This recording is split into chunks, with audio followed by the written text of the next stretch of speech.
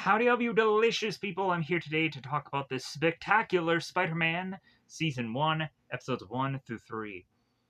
So, I wanted to go back into this show simply because I had watched this show in its original airing, when it was on the telly, when it was to seemingly be on Saturday mornings, and, this went on to kind of fit the bill of well, yeah, I definitely want to go on and I want to watch like a Spider-Man cartoon show on Saturday mornings because it kind of just reminded me of when I was to go on and watch the 90s Spider-Man animated show, and it just kind of brought back the nostalgia of just having that ability to just kind of do that up until the point where the show kind of just went the way it did. From memory of which, I think the last episode I remember watching is probably like the Green Goblin episode. And I don't want to spoil who this Green Goblin character is in the show, but if you are to go on and to have watched this show, you probably know maybe what I'm talking about. Like the party that I think that takes place in the Osborn's house, and then eventually the Green Goblin character comes in. It's like, oh, okay, cool. This is an interesting bit of story here, and you could tell why the Green Goblin becomes who he becomes, or she becomes. Uh, so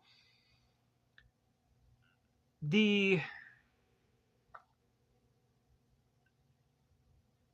interesting thing that I'm to go on and critique about this show is I never really liked the art style of it. I really didn't like how it was drawn. Uh, but I weirdly was to go on and liked the stories, regardless of how I didn't like how it was actually visually to approach me. Because I'm like, ooh, like Flash, like, ooh, I don't like how Flash looks. Ooh, I don't like how Peter looks. Ooh, I don't like how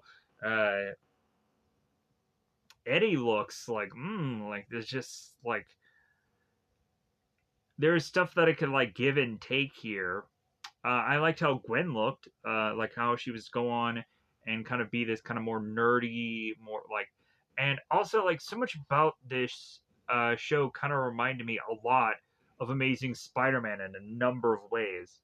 Probably why the show just kind of fizzled the way it did, just because in a lot of people's minds it reminded them so much so of Amazing Spider-Man. Uh, and then also when you kind of get the villains approach the way they do in the show, yeah, it kind of very much feels like Amazing Spider-Man, somewhat. But anyways, so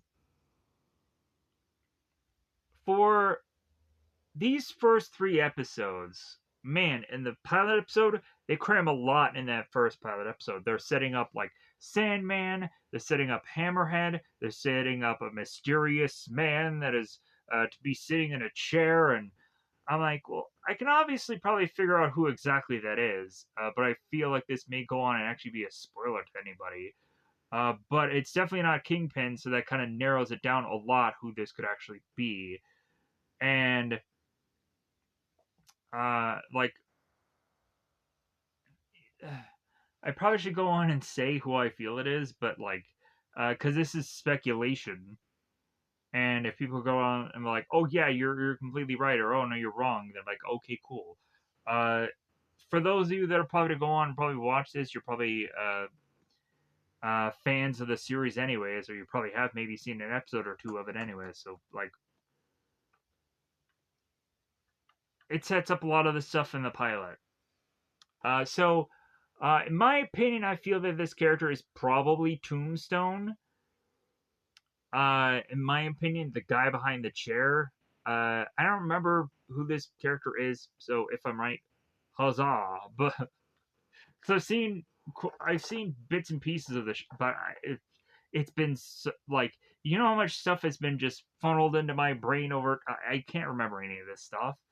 But so like I can remember bits and pieces about the show, but just like looking at this and then also looking at Ultimate Spider-Man, like a lot of that just smashes together, and I'm just uh, like, am I thinking of this show right, or am I thinking of Ultimate Spider-Man? Because I saw a lot of Ultimate Spider-Man because I really liked that show. But no one really cared about Ultimate Spider-Man, so I'm like, well, maybe someone will care about this. It'd be great. I can go on and have a Spider-Man series alongside some of the other stuff that I'm doing. But anyways, so let's go on and let's break down these 3 episodes and let's talk about them. So this pilot episode breaks down a lot. It sets up the enforcers. The enforcers are obviously going to be like certain villains that are going to be presented later down the road, like the uh, Montana, I believe, is ending up going to be Shocker somewhere down the road. And I think there's 2 other villains that are going to be kind of just set up somewhere down the road. They're going to get all goofy costumed up and what have you, but they're just called enforcers right now. They set up both Marco, who's Sandman, and they set up his lackey that I think is next to him is probably Rhino. I think from the show. But anyways, I probably didn't actually go on, and I didn't look up who that person was. Bit of a mistake on my part. Because yeah, I had a bit of a character list, but like, the character list wasn't set up all that good. Wasn't set up all that good. It really wasn't.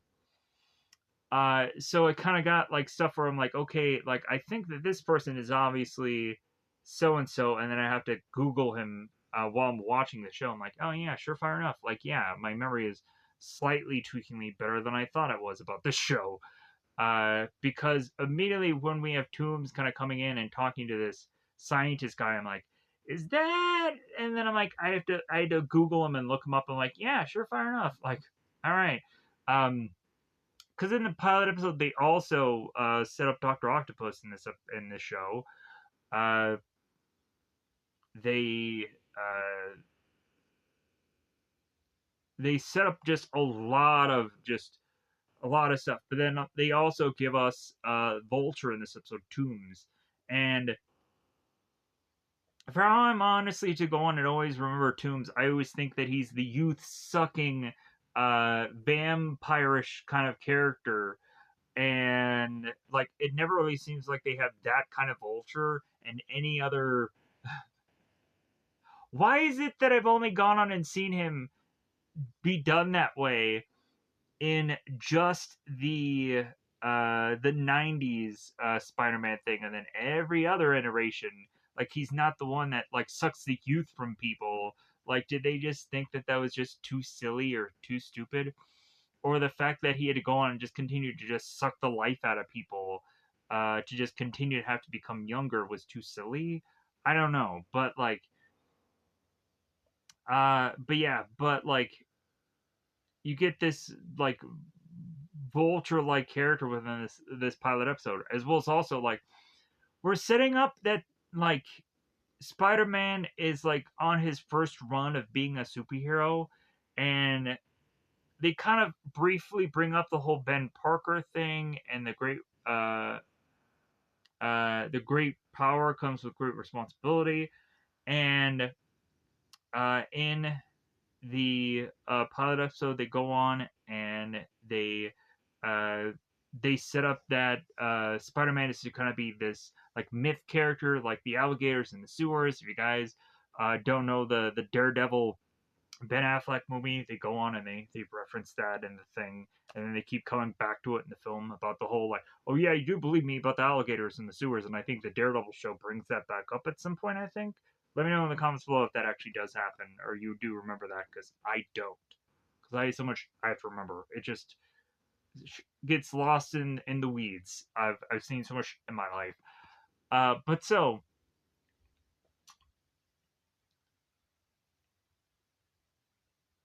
for the pilot episode with all the that they crammed in there, like I feel that the pilot episode was very entertaining. It was good, but it was just a lot of just cramming of just crap in there. And then on top of that, like you also have to deal with Spider-Man being in the high school. And I'm like, oh my god, like we're still going with this. Like, I don't know how many years that this guy has to still just be in high school. Like, I'm just so done with that. But like we just keep going back to that well. Like they do the same thing in Ultimate Spider-Man. They do the same thing, and I'm sure a number of other Spider-Man we just have to keep this character at this just teen age, and it gets just really annoying in my opinion, just because I want to see this character actually grow up, but I'm not seeing it, so it's just very frustrating. And like also like not only do they always like keep Peter in high school, but then they rarely ever give him like a relationship.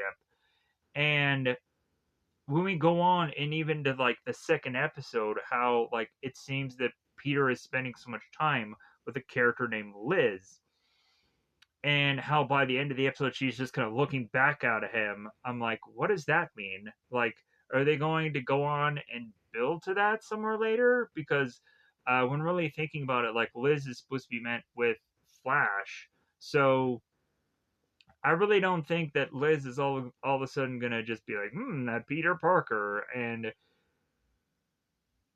because I think that this show is to go on and have much more of like Mary Jane's coming in, and Gwen Stacy is to obviously be the viable thing for Peter. At some point, Peter goes on and juggles Mary Jane and Gwen, and it's always about like, well, who should he end up with? And in my opinion, like I always thought it was freaking Gwen in the show. I was like, he needs to end up with Gwen. He's been with this girl since day freaking one, and that is the girl that he should end up with. But also, like, thinking about all that just reminds me too much of Amazing Spider-Man, because this show really just reminds me of Amazing Spider-Man. Like, beat for beat, like, we get two villains that I'm just like, Amazing Spider-Man out of the three. Well, technically, if you count the Enforcers, that's a whole different bag of bones there. Or if you count yeah, it just gets lost in the weeds here. But so, uh, but not to mention, eventually, like in the later parts of the show, like we do get like a Sinister Six, and we get Doctor Octopus, who I feel is really used in a really good role here. I feel, he's kind of a guy just kind of working in the shadows, and how they go on and they do like the symbiote stuff in the show is actually really fun in my opinion. And like I think they probably took what was going on in Spider-Man 2 the video game, and probably looked a lot of this and put it in that, like. But anyways, so in episode 2 we go on and have the Electro character Max being put into episode 2. And I honestly loved, and I mean love, this kind of villain, because this kind of villain is much more so intriguing to me than a actual hero story whatsoever. I love a villain where it's all an accident, just leading to them just to be driven crazy by all of this buildup of these people wanting to go on and contain Max, and he's like, no, I just want a freaking normal life. I just want to go out and just get one freaking cup of coffee and like have some kind of normalcy, and all of that is taken away from me now because of me having these powers. Like it seems like this guy was on a track to just do like a bunch of things and have his life just be like just being aces, just going well. Like maybe this guy wasn't even going to go on and have what he was going to do that led him to this accident. Like maybe it was all just like one uh like small little thing that if he would not have gone on and taken this job like a billion other people would have, and like just fate stepped in and just gave him these superpowers, which turned him evil. So forcing him to a hospital. I just like to say these certain words in a certain manner because it just pops in my brain of how to just go on and talk that manner. Because I like to pronounce things funny. I just do. So within the second episode, we build to Electro being a villain by mistake, and then these mistakes continue to build to where now all of a sudden, like Peter Parker or Spider-Man is realizing, like, okay, there's something off about this guy, and I know he's a bad guy, so I'm going to just humiliate him in front of like New York City, and obviously just web him and take him down. And Electro is like, well, I'm not gonna play that freaking game. Like, obviously, like I know my power, and I know how it's not gonna be so easily uh gonna be a thing where I can just be webbed up and just be done away with. So right out of the gate, like in episode 2, because I guess we really have to go on and have all that was stacked against Spider-Man in the first episode. Like honestly, I think like we built up or spectacular Spider-Man. I think we built him up way too early. Like I think they put a lot on his plate in the very first pilot episode, but I get it. It's to try to sell the show. But like once you go from like him facing off against a billion people in the early parts of this thing, and then in the second episode he has a really difficult villain, I'm like, where does the show go from there? Like you would really have to go on, and you would really have to stack everything against Peter here. And also, like, the thing that I didn't like about this show is that like I'm waiting for a Spider-Man show where they consistently have to force Spider-Man to adjust his costumes for every villain. You have to go on, you have to go, and you have to look at Electro and be like, well, obviously Peter has to wear a rubber suit. And, like, obviously, like, we have to look at the comics and see that Spider-Man has had a wide variety of different kind of suits. And why isn't the show doing that? Like, considering the show is going to have supposedly toys to sell, why aren't they doing that? That I think is the greatest mistake of any Spider-Man show is like you have to think about the future merchandise of like having every show have a different Spider-Man suit. Because Spider-Man has to go on and have these different kind of uh, things going on here. But I also get that there's a lot of people that would also probably go on and say that like they like the classic red and blue and that's all they like. And a lot of times people would go on and they would play the Spider-Man games regardless of the 50 other suits that they have. It's like, well, no, I just want to play in the red and blue one for a good chunk of the game, or that's the only suit I'm going to play in. Or eventually they'll go on and they'll get these suits later down the road, and then they'll choose. But like for me, I'm strategically thinking that like Spider-Man should have a different suit for every foe, and I also get it that like we have a Spider-Man character that's in high school. He's not going to be able to afford 50 different kind of suits every episode. It doesn't make sense. You'd have to justify it to have it logically to be that like Stark has to be funding Peter for him to get all these suits, and it doesn't make sense. But like how they did the Homecoming thing, where it's like, okay, you get the armored suit, you get the AI suit, you get uh, everything that you've ever hoped for suit, and so on. Like you have um, the suit that Peter comes up with when he's with Happy and he's in the ship and he's manufacturing this just whole thing of a suit. Yeah, so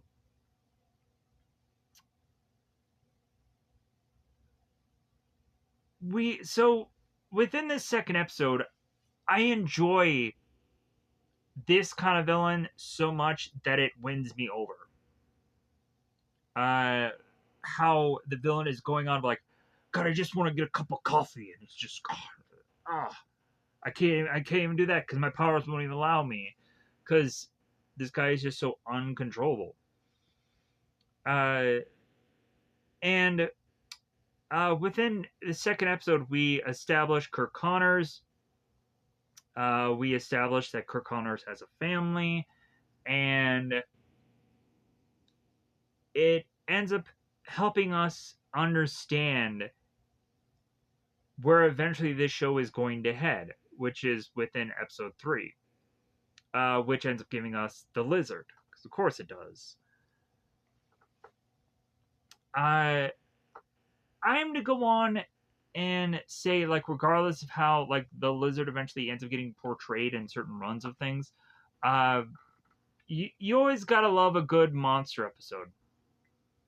I always loved stuff like Man Bats for DC people, for Batman, and Killer Crocs. This is still DC. I should be going on and saying something Marvel, right? Uh, is there monster stuff for Marvel? I have to just kind of backpedal and it's like, yeah, I'm sure there probably is a whole bunch of monster stuff. There's Ghost Riders and yeah, like Man Things. Yeah, there we go. Werewolf by Nights. All right.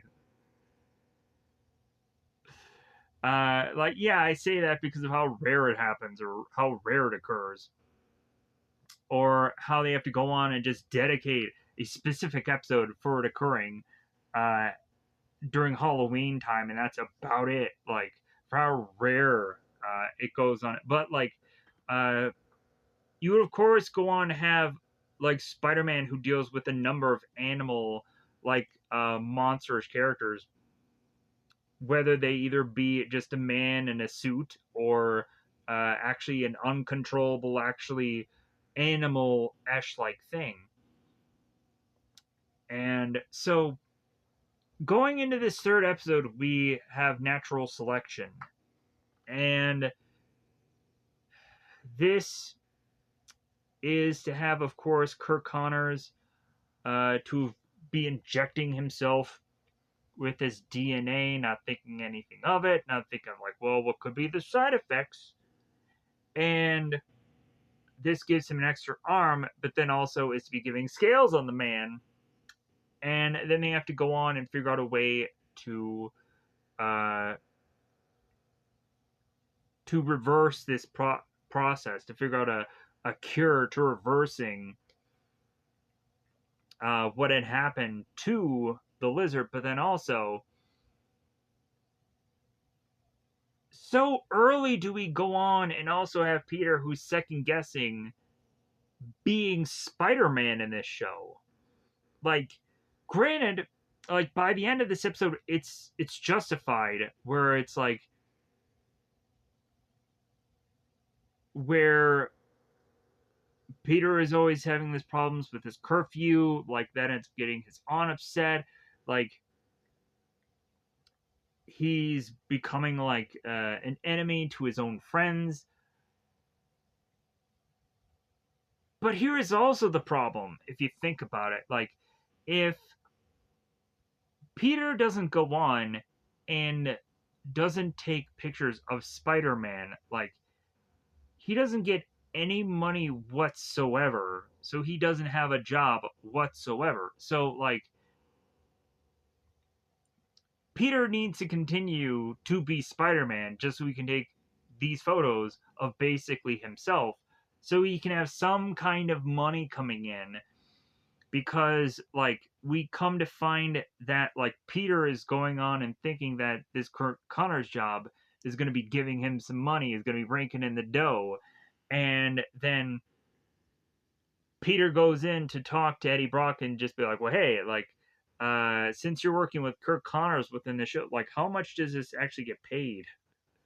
Like, how much money are we gonna get for doing this whole thing? And it's like, experience, Peter, experience. Like, you're not getting any. Like, you're basically a an intern. Like, you're a gopher. You're a like, experience is all you're gonna get out of this, and you're gonna have Kirk Connors be like a reference for you. But like, this doesn't pay anything. Uh, it's an internship. Also, you would think, like, with the way that the pilot episode like just starts up, you would then think that like Oscorp would be looking at Peter and just being like, well,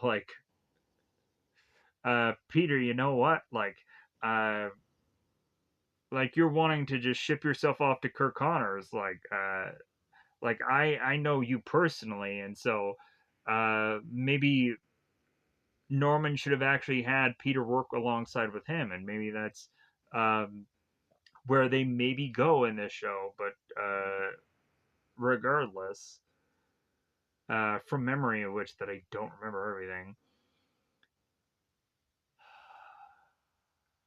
these 3 episodes were really enjoyable. I liked the story more so than the actual um, way of things that were to go on and be approached here. One thing that I like, there's gonna obviously, like, I had a character list, but I don't think it all perfectly was on there. Like, I had to go on and see in the very first pilot episode that I saw a character that I'm like, I don't really see anywhere on the character list that I just put out here. And but I knew who the character was, bizarrely, because I remember the show. And so I knew who that character was, but so I had to Google it and make sure that's who it was. And sure enough, I'm like, man, my memory is somehow just like, dang, is it good? Uh, Surprisingly, for a show I haven't seen in like years. Uh, but I guess it's just luck that I just have this visual retaining of certain things. But anyways, let's go on and let's say that it's about that time yet again to push on into spoilers, because every single one of these episodes, in their own way, they were good. Like, it also goes on and has me be reminded of the MTV Spider-Man show that was animated that I really did enjoy. And if you've never gone on and seen that show, man, is that show really entertaining. And hopefully people can go on and watch that show also. Where can you go on and see the Spectacular Spider-Man if you want to go on and find it in some apps somewhere? Because it probably won't be. It isn't available on Disney Plus whatsoever. I already checked ahead of time. So this is actually to go on and for me be available on an app called Zelifonic. Zelivonic. You can watch this show for absolutely free upon Zelifonic. I had gone on to use this app for a very long time, and you'll be able to watch this seemingly show for however you want to go on and however you want to go and watch it. Because I only watched the first 3 episodes because it's just kind of a sampling, and I kind of have that just be like, well, hey, if this thing just kind of kicks off, maybe I'll just continue to just watch the 3 episodes, and then like at least it won't be like Power Rangers. So I watch like 10 episodes. I'm like, oh my god, like uh, this show is just bah in my mind to where I just I need breaks from it, and I just need to like 3 episodes seems to be like just fairly easy for me most of the time, but like I really just wanted Power Rangers to just be done as a series review, whereas this only has 2 seasons of it. So if this does well, then I'll go on and I'll just keep chiming away. There were certain times where I'd approach certain show reviews even by episode just to break it down that way, because it seemed that certain times people just liked very specific episodes. So whatever. Let me know in the comments below what it's to be your favorite DC or animated series. Maybe you liked Justice League Unlimited. Maybe you liked Young Justice like I did. Maybe you liked Teen Titans. Maybe you like Teen Titans Go because that show exists. Yeah, I have my own opinions about certain animated things and whatever. I've watched episodes of Teen Titans Go. I have. And then I'm like, okay, whatever this is. Uh, on the Marvel side of things, like I've watched the Incredible Hulk animated series or the Hulk animated series. I don't. It's been a while. It's been a while. Um, I have watched Ultimate Spider-Man, and so I have gone on and talked about certain bits of episodes of that on this channel. Uh, I'm sure there's probably any number of animated stuff that I probably talked about on this, whether it be DC or it has probably been Marvel. I don't think I've done Ultimate Avengers yet. I think that might be a thing where I'm probably end up gonna be forced to do because of how there's very rare amount of animated movies for Marvel. There's more animated shows, sadly enough. But whichever one of those that just does really well, I'll be shocked and I'll be surprised. But otherwise, it's about that time to just get into spoilers. Let's get to this so we can kind of get out of here, because I realize of how long-winded these end up becoming, and really it doesn't matter because I'm just like, well, like I'll just talk about however I feel, and regardless, people have a pause button, they have a stop button. Uh, you don't have to hear it all. Like you can just hear that I enjoyed things, and and then I've seen this in passing. I've seen this when it originally aired. That's when I saw this originally. Some stuff that Josh Keaton was to go on, or Keaton, I'm not quite sure the first name. The guy who was Spider Man upon the show. What did he say about the show? Because I'd watched the interview that Jim Cummings had done, as well as also I've watched some YouTube stuff that Keaton did in his own YouTube channel. Come to find out, this guy was a boy bander briefly. Interesting. Through an interview. But so Keaton had gone on and talked about that when you look at some of these episodes, that there could be a comic book cover somewhere in that.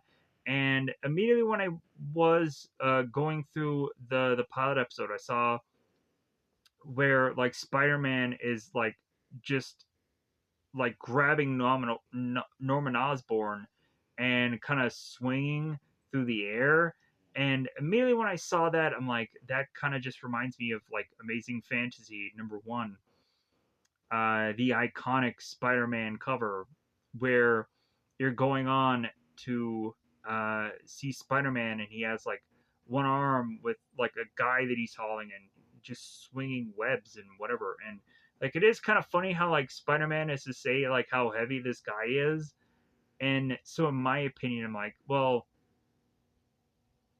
like I guess we kind of probably have a Spider-Man that in this show is to be a lot more grounded, because if you kind of think about it, like Spider-Man through a lot of different series have different kinds of strength levels, and you can also say that like Spider-Man isn't like built more on like him needing to be strong. That he's more built on a character that is to be like, well, how can I use these webs and how can I figure this out? uh, that's also where I'm kind of interested in where the show goes, hoping that eventually it will change the suit at some point, right? It can't just be the same suit all the time, right? Uh, and then also I'm interested in the creative way of which that they do webbing in this show, because I'm hoping that that's going to happen at some point. Because I would go on and watch a number of other animated Spider-Man shows and kind of see that happening within the show. So, Let me know in the comments below what is to be your favorite animated Spider-Man show. Maybe it's the more recent stuff that I have not actually gone on and seen. Because I know that there's the Marvel Spider-Man animated thing that I haven't seen. That might be something interesting. I don't know. Um, I have not gone on and seen Friendly Neighborhood Spider-Man yet. I know Daredevil is in that show, but that's about all I know. That could be interesting to check out. Maybe I don't know. Any of the more recent kind of animated stuff does scare me, with the exclusion of, or with the exception, I mean, of X-Men '97. I watched a couple episodes of that, and I had a banger time. It just was not popular enough for me to just justify me continuing to just watch the whole thing and review it, even though there probably would have been people that would watch those. I just felt that I'm like, yeah, this is gonna go nowhere, and it just really just didn't. So, with that said, let's go on and let's just talk about these episodes. Let's do the breakdown of it. So, with that said, I think it's about that time yet again. Spoil time, spoil time. It's about that time. I'm going to spoil these episodes. Let me know in the comment below anything you like to talk about Marvel or DC animated stuff, because it really does help the video. But then it also helps me try to figure out what is next to do within animated comic book things, because I've seen quite a bit of it lately. I've seen Justice League versus the Fatal Five, and that was entertaining. That was good. But I also wanted to see something from the Marvel side of things. I'd gone on and seen the unreleased Fantastic Four film, and then I'm going on and I'm seeing some Marvel stuff that is going to be in the much more animated thing. Like, I probably should have gone on and watched some Fantastic Four animated stuff, because there was like a whole Fantastic Four animated series that I saw the whole thing of. But I don't think I want to go on and do that one specifically. I think I would probably want to go on and watch some of the more earlier things, because I feel that that is to be much more unfamiliar to me. But who knows? I don't really know if there's really any animated stuff that actually is to go on and hit the needle of any kind. But anyways, so oh, also a little tidbit about the show. So Keaton also went on and talked about how for some reason when Disney bought out Fox, weirdly, after that, this show just didn't continue. Like, I don't know, I guess when really thinking about it, probably there was probably a number of things that probably just they cut ties with when it came down to uh, just buying out Fox. And probably a lot of times, like, they were probably very iffy about video games. They're very iffy about animated series, and for the longest time they were just thinking just to do live action stuff and that's it. But there actually is a lot of people that are really enjoying the animated stuff also. I kind of miss like those showcase shows that they used to do, because they're not doing those really anymore. It's just really a lot of just character focused stuff. Like, I would like for there to be more of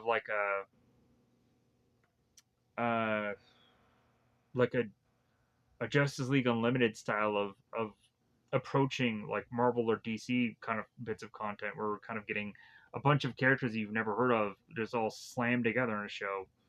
And I think that they tried that at one point, but it's just like they either try to appeal for too young of audiences, or just nothing that I can go on and justify to be like, what am I watching this for? But anyways, let's go on and let's break down these episodes. Let's get into full on spoilers. So, the very beginning of this, we court like it seems like a lot of this show is just Spider-Man just swinging around, in my opinion. Also, we have a J. Jonah Jameson showcasing here that is just so fugly. I'm like, like, this guy has the worst freaking facial hair you've ever seen in your life. But let's move on here. So,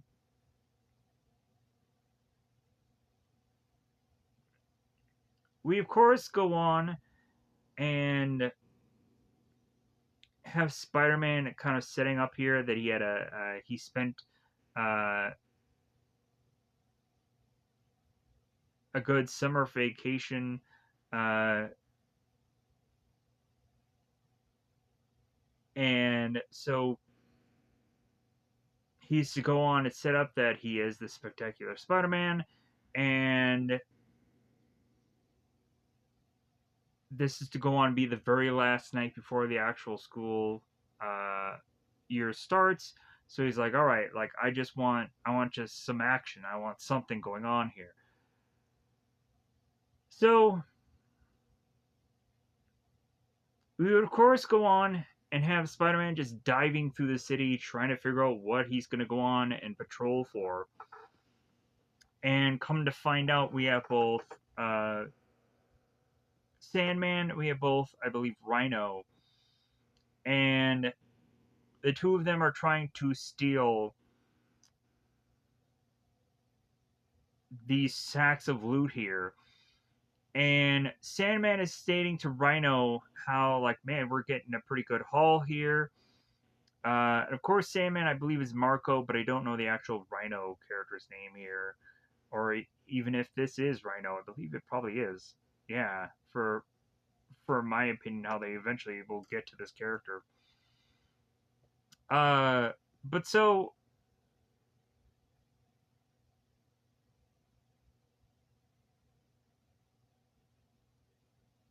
they set up how like they're getting $1 million payday, but then Rhino turns to Sandman and it's like, yeah, you say that, but that's not true. Like, if anything, like when the big man is gonna go on and get his cut, like we're not really gonna get $1 million payday. So, and plus, when you actually think about it, like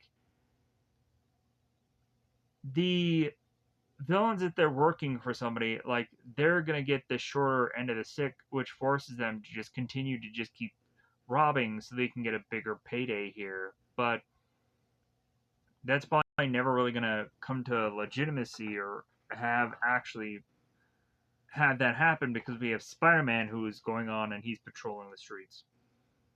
So we all of a sudden end up getting the spider signal, and it ends up flashing on both Sandman and both Rhino here. So we come to find out, even though this is the pilot, that these characters are building up history with one another. That it seems that Sandman and Rhino have gone on numerous times and tried to steal from Spider Man, and it all goes all for naught. So it's kind of really funny here because Peter goes on and quickly webs up Rhino here, and Rhino and Sandman, they haven't gotten their powers yet. So like this is still Marco and this is still the other guy who's Rhino. Like both of these characters are just themselves. I'm curious if within the character list here it states this guy's actual name. I don't see it anywhere. You would think that it would be so easily spotted somewhere here. Ooh, I think I might have gotten a cutoff somewhere. Oh well, my mistake. For kind of flipping through things. Anyways, so I really wanted to focus on like the more lesser known characters in my opinion, the ones that they kind of put in the show that it's like the Sallys and the Liz's and the like the characters I'm like I'm probably not gonna remember who they are. Uh, but so like the fancy Dans and the and the Oxes. I probably won't remember who exactly they are. But anyways, so we have Spider-Man going on and facing off against Sandman and Rhino here, and he goes on to ask Sandman here is like Marco.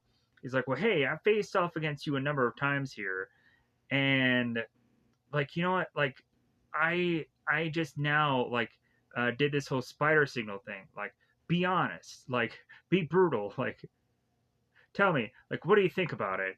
And so, like, the last thing we end up seeing here is Spider-Man just wrapping Spider-Man up in webs, and we end up getting this figure in this black chair, shadowy figure, going on and asking Hammerhead. It's like, well, hey, this is a live feed, right? We're watching this live. I'm like, where is the camera? Like, is there to go on and be just some camera that was positioned uh, there to just kind of, because this has been happening numerous times now? Or did they have a drone? Just throwing that out there.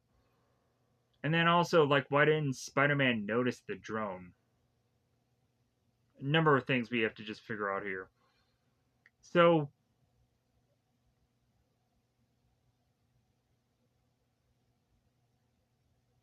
since whoever this mysterious man is, who I assume I don't actually know, because I don't remember the show that well, but I assume that this is obviously the guy who's in the shadows. He's not Kingpin.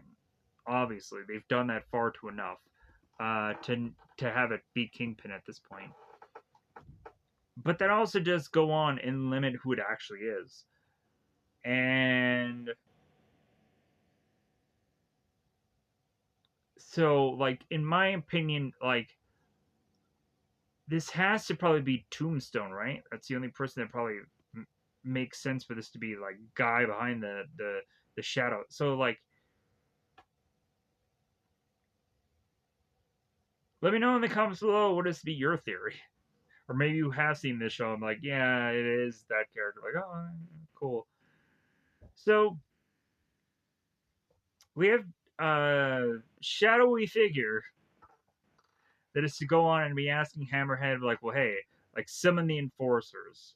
And so the enforcers will end up being Shocker, I think Ricochet, and Ox.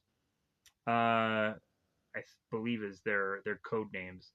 Uh, but I think they'll have different names when we start out here, because it'll be like Montana, it'll be Fancy Dan, and it'll be Ox.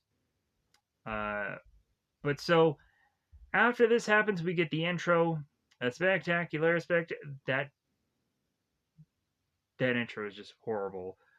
I don't like that song whatsoever. Maybe people like it. Like, I feel that the '90s one is really catchy. Spider-Man, Spider-Man, wow. Even though it's very simple, Spider, it's very weird and very just, uh, like, probably off-putting to a number of people. Uh, but I like the '90s one. Other than that, like, I think the Ultimate Spider-Man one, like, I think was just like them slapping the word Ultimate Spider-Man and like some webs or whatever, and then they just called it a day with that. I don't think there's an actual intro to any of the thing. Uh, but yeah, but this intro is so annoying to me. But if anything, uh, good old Aunt May's place, survival of the fittest. So normally when they would go on and have an Aunt May, they would normally have her as this old biddy and whatever. I'm like, I honestly was to go on like, okay, like we've kind of done that kind of thing enough. I actually liked it in Ultimate Spider-Man where it, like, yeah, she was of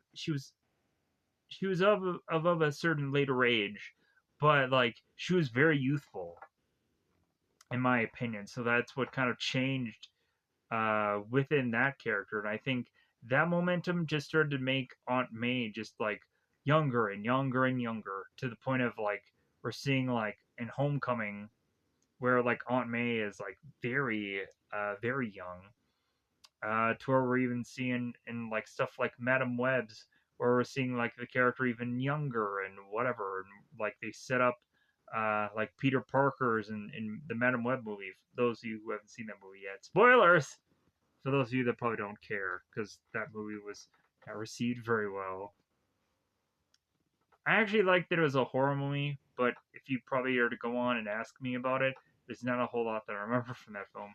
There's also probably a lot of mistakes that I made about the review, also about the whole like CPR thing that I completely forgot about them using the CPR thing by the end of the film. Completely forgot about that. But also, I at least remember the stupid Pepsi thing. The very stupid Pepsi thing that they go on and like the girl is like holding the Pepsi and she's like it's touching it against her face.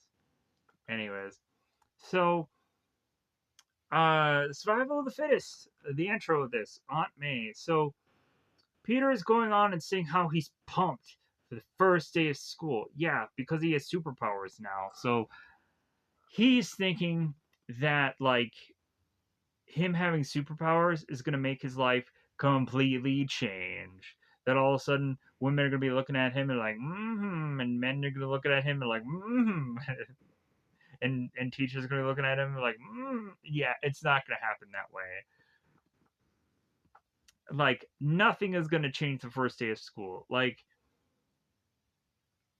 you hit puberty and you think that nothing is going to change, and stuff changes.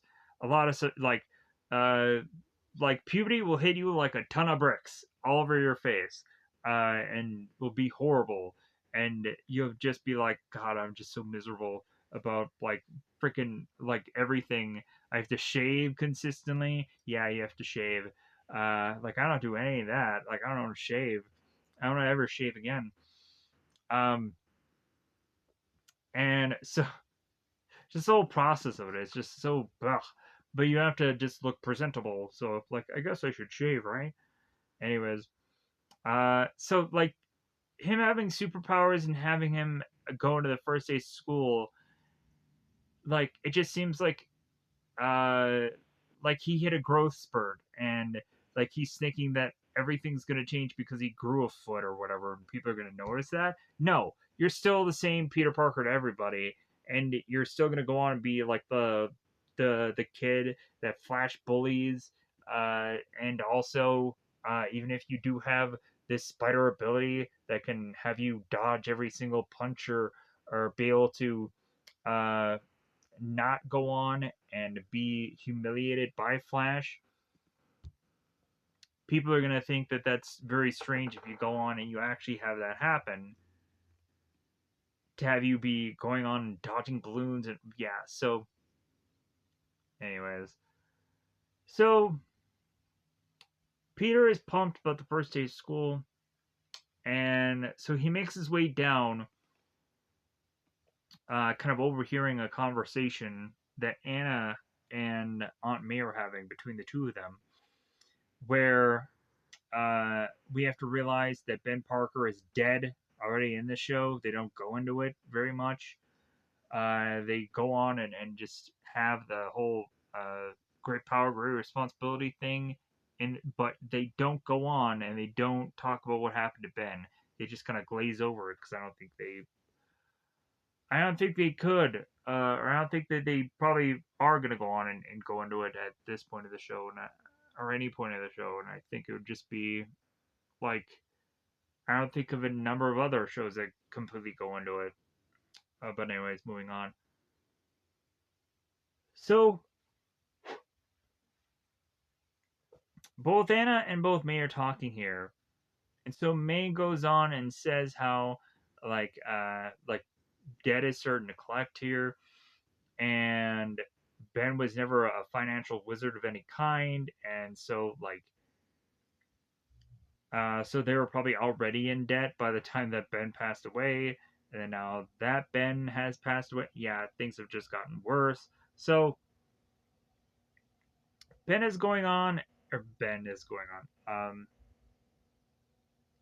Ben is going on in the afterlife as Peter is to go on and be looking at a picture of him and Peter together. And so Mia is to go on and be talking about this with Anna and be like, well, hey, but don't tell Peter any of this. And so Peter's like, oh, okay. Well, so he starts like kind of heavily uh, pressing his feet down onto the steps. And then it's like, oh, hey, yeah, like uh, there's the most beautiful aunt that I've ever gone on and seen in the world. And hey, Aunt May. And so uh,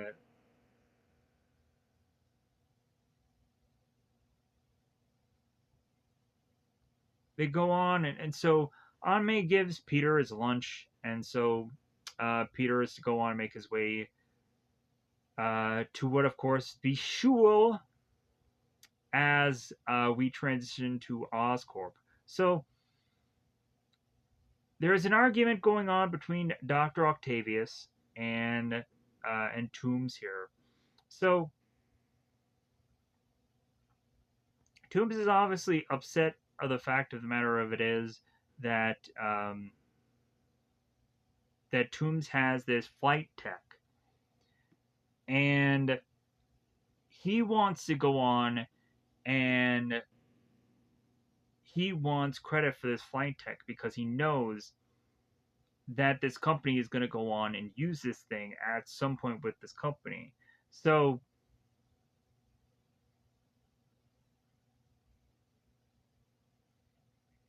but it seems that Norman is going to go on and fire Toombs here because he's kind of over the head. He's kind of over the. He's kind of he's a very seasoned man, and really this whole flight tech could be his last golden goose, and that's it here. So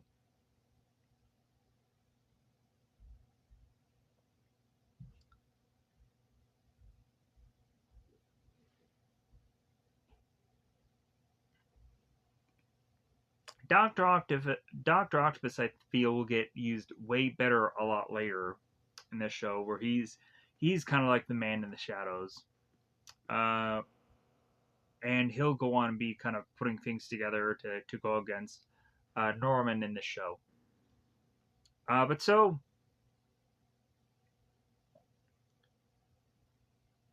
Norman goes on and is to put Toombs in his place to say like, well, hey, Oscorp has nothing to apologize for. Uh, and Toombs is like, well, hey, you stole my work. And Norma's like, well, that's dangerous talk, Mr. Toombs. So,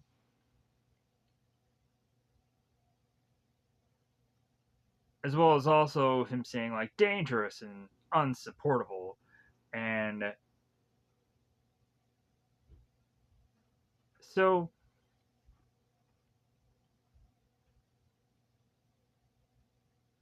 at this point, we have Norman who's to kind of figure out a way as much as possible to discredit Toombs as much as humanly possible and then get rid of him.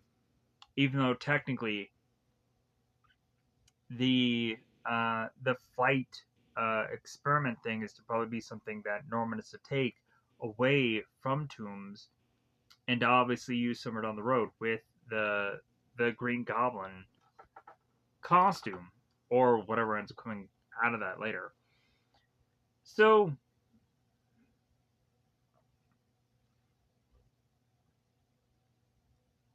as Toombs ends up getting kicked out here, he turns to Dr. Octavius and he's like, well, hey, I definitely don't blame you for anything that has happened to me of me getting let go here. I blame freaking Norman here. Telling him that, so it's like, well, yeah, I'm definitely not going to go after you. I'm going to go after Norman. So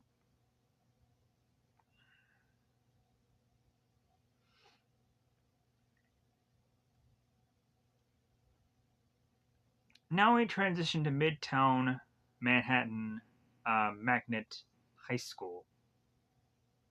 Why do they have to have that? They could have just said Midtown High School. But then there's M3, so I guess they have to have that just huge elaborate name here for no reason. So Peter makes his way to high school, and he's met by both Gwen and Harry, and they're kind of recapping of kind of what they did over the summer. Uh, Gwen had went to science camp, and Harry had done this kind of trip around the world. And I say trip around the world, but then Norman Osborn was like stuck in a bunch of board meetings. So Harry was stuck in just a bunch of board meetings. So a bunch of just boredom going on there. So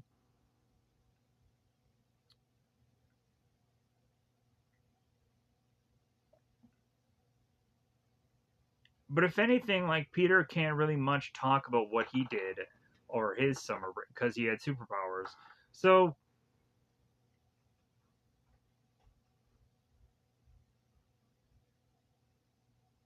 but if anything, like Peter is going to force the fact of like, well, hey, this is the first day of school, and everything's gonna be different now because I have superpowers. So that means everything's gonna be just oddly different now.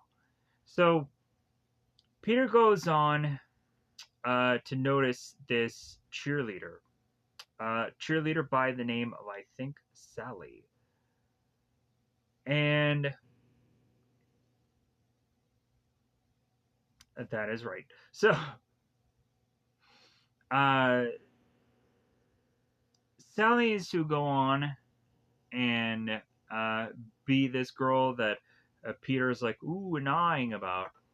So Peter goes on. It's like, you know what? I'm going to go on and I'm going to make my way to Sally, and I'm going to ask her out. And so because Peter thinks that this is a new start, and Harry reminds Peter, it's like, well, like remember you spent like half of sophomore year in a stuffed locker, so I don't know. So Peter makes his way uh, to Sally, and he's like, well, hey, like I'm different now, like I'm a wall crawler, I'm not a wallflower, and my life is about to change. So Peter goes off, asks Sally out, and Sally has absolutely no interest in Peter whatsoever. Rejected.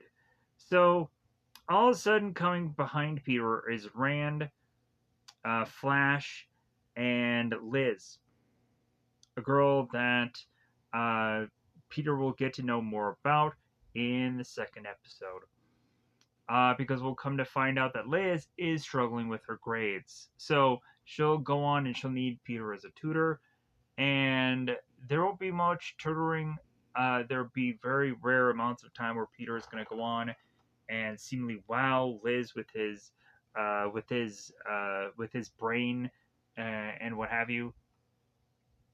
But so we come to find out that Ran is to be the one with Sally here, and we have to go on and ask her, and it's like, well, hey, like Rand, you got to go on, you got to realize that Sally is being asked out by this guy, and so how do you feel about that? And Rand is like, well, all right, like that's cool, I don't really care. And it's like, what? Like, and Flash is to go on and be like, well, hey, like it's a good thing you didn't do that to my girl because I would have treated you way differently than Rand did. Because it honestly seems that Rand is like a really nice guy.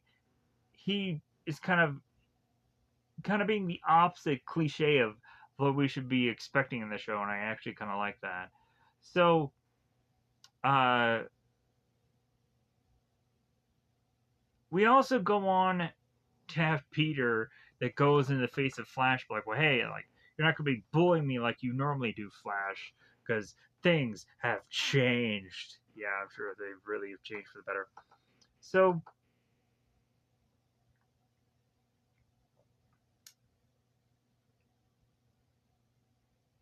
Peter is saying to Flash how he's not gonna bully him this year, and immediately what happens next is Flash kind of pushes Peter over, and he falls over this other jock who I believe is Kenny, and it's like, dude, like, you're gonna get treated the same way that you've always been treated, regardless of spider sense, regardless of, yeah, same old, same old.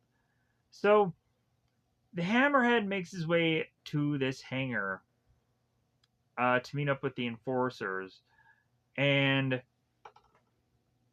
we have Ox here. Yeah, that's right. We have Ricochet, who's Fancy Dan here. He's the guy with the hat. The guy with the mustache is to be Ox. The big, thick mustache is to be Ox. Who's Richard Bloch here, or Raymond Bloch, my bad. And then, of course, we got Montana, who's to be Shocker. So,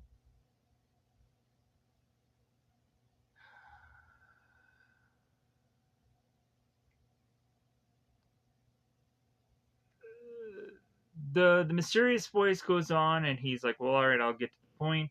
I have a pest. A pest has plagued our operation, and at first I could hardly credit the reports.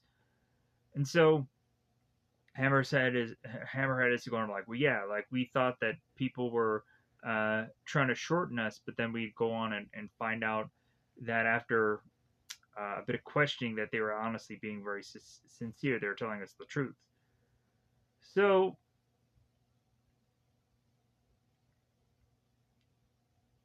they had gone on and tracked Peter's movements throughout the entire summer, and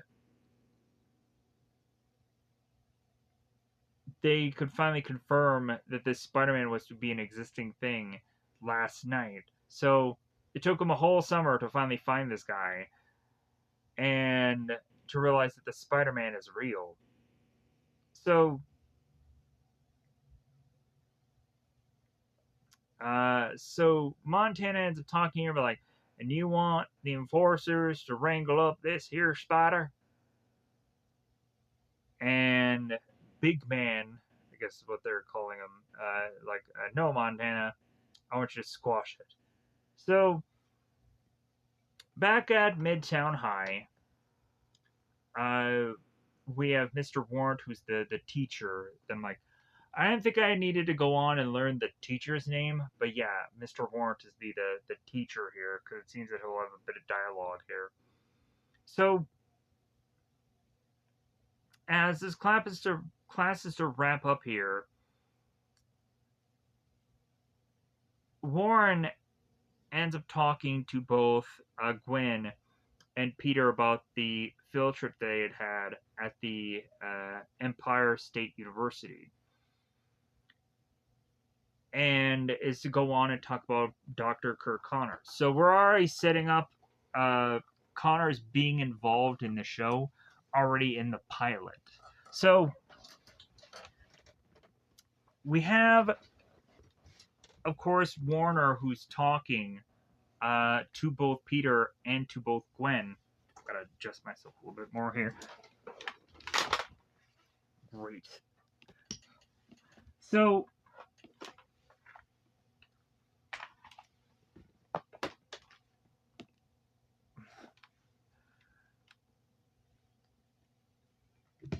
Connors is going on and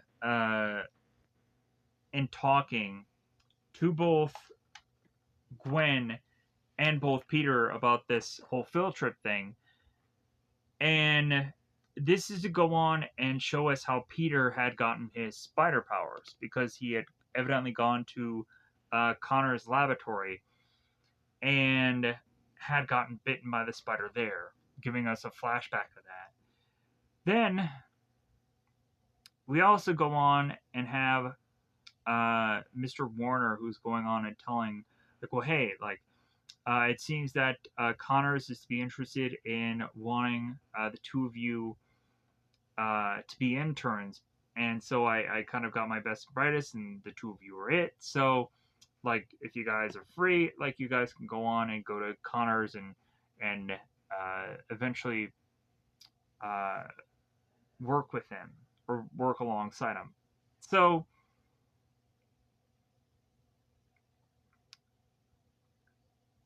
Peter is to go on and think that this whole proposition is for him to go on and work with Connors and get paid, but that's not going to be the situation. We'll find out that they don't get paid anything, it's just an internship.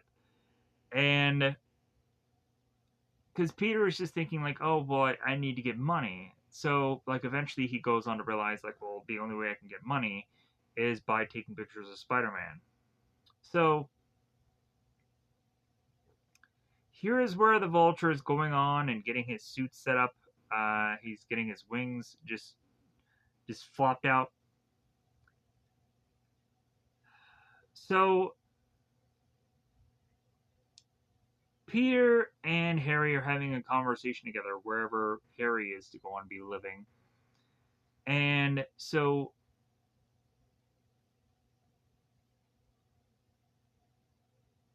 Peter ends up saying to Harry, it's like, well, hey, it's great that, like, we're here to kind of kill time together before I go off uh, to of course, Connors. So, because he's, like, not due to the slab until, like, an hour from now. So, we of course go on and have Harry talk to Peter about, like, well, hey, I thought you'd be at the school paper, or, like, taking photos and this and that. And Peter's like, oh, no, no, no, like, I'm not going to do anything of that anymore. Like, I've kind of given up on that. And Peter says, like, instead I'm going to be spending my time making sweet bank. and and Harry is like, what reality are you thinking that you're going to be getting some sweet money? Like, is that the same reality where are you going to go on and date a head cheerleader? And Peter is like, well, that was a minor setback. Uh, but you know what? Like, when looking at your father's place and how lavish it is, and technically he's a scientist, it's like, definitely, like I should go on and I should be getting money for just doing what I'm going to be doing, right? Like, should I be getting funding and all this kind of stuff, right? Like, and that's what Peter is thinking. And so all of a sudden we have Norman that is kind of overhearing all this, like, hey Peter, hey Harry, like, come out here, like, let's talk about what you guys were, what I'd overheard about. So, uh, so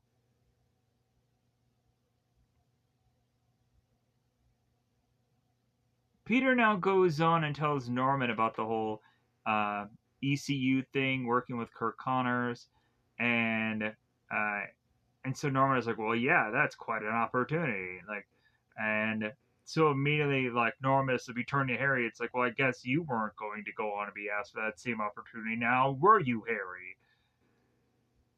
And so this goes on and kind of tells us, like, well, yeah, like, we always have this kind of Norman Osborn that always has to kind of just uh, be upset with his son about how his son is not like him, and how like he isn't going to go on and be the successful guy uh, that is to be in his field. No, like, we really get to realizing that, like, Harry, like, really is to just go on and most of the time uh, be a kid that just has money, and that's about it. Like, there isn't much thought put into Harry oftentimes, other than he's just a guy with money. So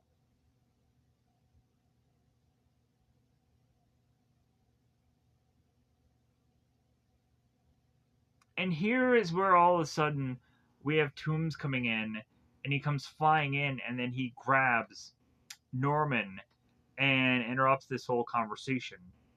So Harry turns to Peter and is like, well, what do we do? And Peter's like, well, call the cops. Do it now. Because Peter needs for Harry to kind of just be doing something busy while Peter goes on and takes off his clothes and turns into Spider-Man. So, and here's the funny thing, like, Peter takes off his shoes and drops his shoes on the ground, and then they end up doing this funny bit where Peter has to go on and sneak back into Osborn's place to go on and get the shoes. I'm like, why not just take everything that you were wearing and put it into the the man purse that you had, or the purse that you had, or the satchel that you had, whatever, the bag thing that he had, the thing, you know. Gone into this long enough. So Peter goes on and he drops his shoes and then he jumps off and he's going to swing into action here. So the funny thing of it is so while they're flying in the air here,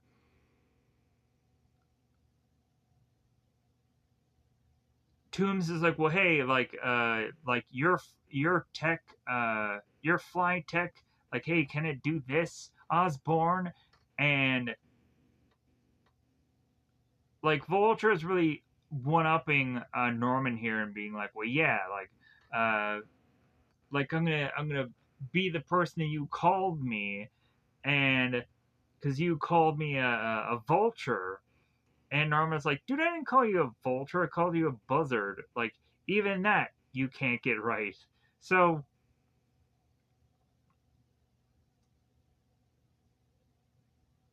but so Toomes is wanting uh to out of all this just get a sorry out of Norman, as like Norman is really going on asking like, well, what do you think that any of this is going to really accomplish? And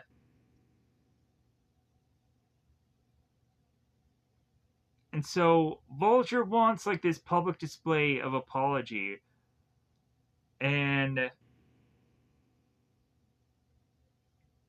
we have Norman that it's like, well, he doesn't negotiate with terrorists and he won't apologize to Toomes. So Toomes is like, well, I'll go on and I'll be very patient and I'll just gonna wait for that apology as I'm dropping you into the sky. So we all come to find that here's where Spider-Man swings in and is to grab Norman. And so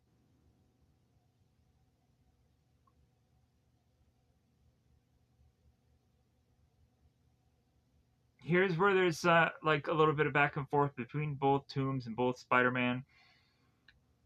Toomes or Vulture is like, well, hey, I own these skies now, and Spider-Man is like, well, yeah, Vulture is kind of technically right.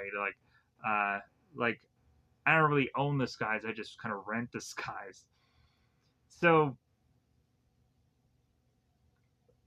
and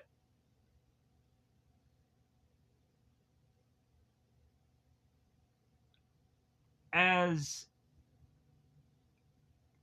Spider-Man is kind of dealing with Norman and how very cumbersome it is for him to be carrying Norman and to go on and try to be rescuing him here.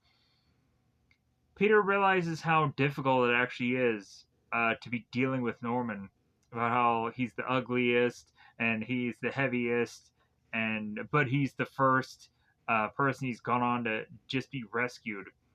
And I thought that bit was kind of funny. But so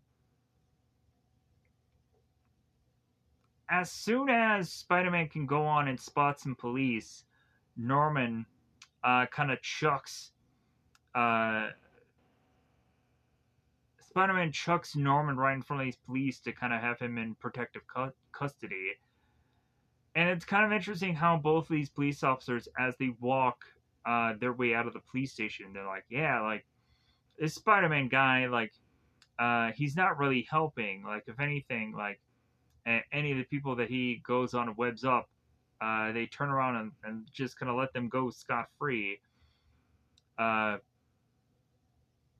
because there's nothing that they can really just pin them on. But so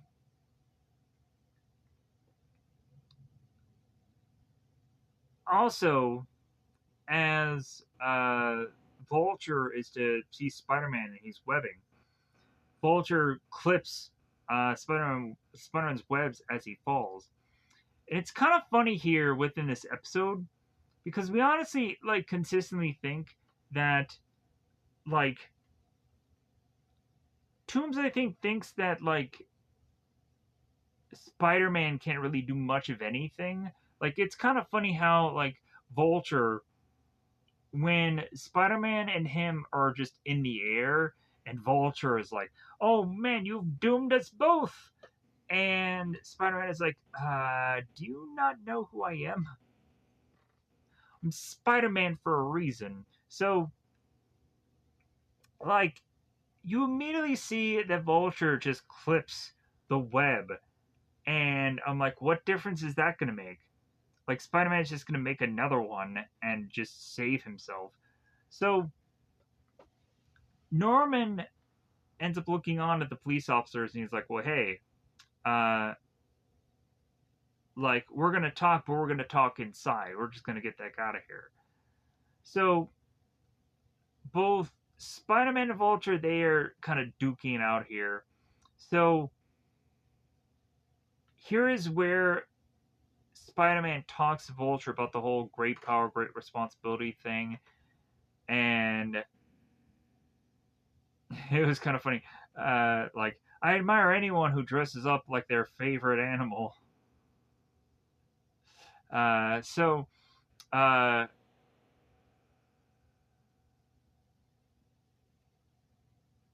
and so Vulture, because he can't get Norman, he's just gonna flies off just because he's upset. So Peter is on. We transition here. Peter is on his phone talking to Harry as Peter is trying to get his spider webs and or his spider webs uh his spider equipment off of him, and because he has to go on, he has to make his way to Dr. Connors. The only problem is he's making his way to Dr. Connors without shoes. So Peter meets up with Gwen, and it was kind of funny because Peter hangs up with Harry. It's like, don't give me the look. And she's like, what look do you think I was going to give you? So Peter makes his way into Doc Connor's laboratory, and the first thing that they see is Eddie Brock. It's like, oh, okay, so Eddie Brock is going to go on and be the chauffeur person that is going to go on and show them the sights here, as we're kind of warming up to Doc Connors here. That he's not going to be quite the focus yet. It's going to be more about like, okay, like how is Eddie Brock to be in this situation here? Is to be kind of the more understanding thing because we obviously know that Eddie Brock always becomes Venom, and in this show it's no different. So, but then also I think at some point also Flash goes on and becomes Venom as well, and I think they do the Agent Venom thing, and they do a bunch of stuff in the show with the symbiotes. So we find that Eddie Brock, it seems to have a much more science angle to himself. He's to not be the quarterback jock character. He goes on in these episodes and goes on to states that he's kind of given up that life. So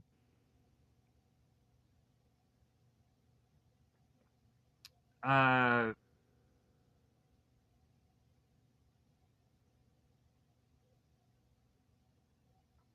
Eddie goes on and talks to Peter. It's like, well, yeah, like I'm sure you're probably missing me at Midtown High, right?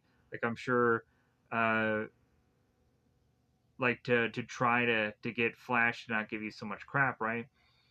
And come to find out, they immediately look at Peter's feet and realize he has socks there. He's like, oh, all right. So did Flash steal your shoes again? Is what Eddie Brock says to kind of justify that, like, that Peter has gone on and gotten ridiculed by any number of people in a number of ways. So it makes sense that Peter doesn't have shoes on. So here is where, of course, we go on to have Mrs. Connors here. I believe her name is Martha. Martha Connors. Yeah. Because in my brain, I had figured that out. So Martha is to go on and look at all the people, both Peter and both Gwen, of like, well, hey, it's nice to meet you. I'm Dr. Connors, or Dr. Martha Connors. There has to be a difference here. And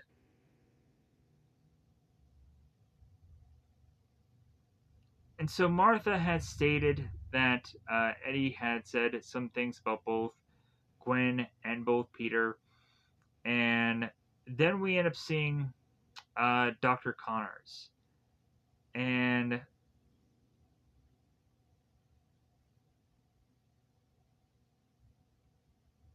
we see him, and he's going to go on and he's going to do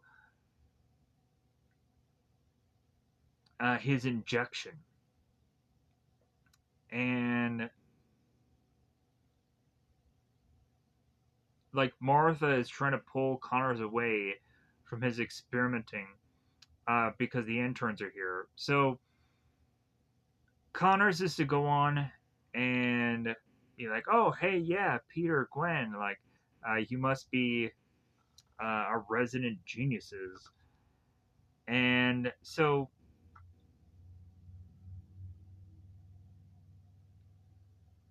Peter ends up going for a handshake, and like Connors ends up going on his certain hand, going on just grabbing Peter and just kind of shaking his hand. So stating that it's an honor meeting him, and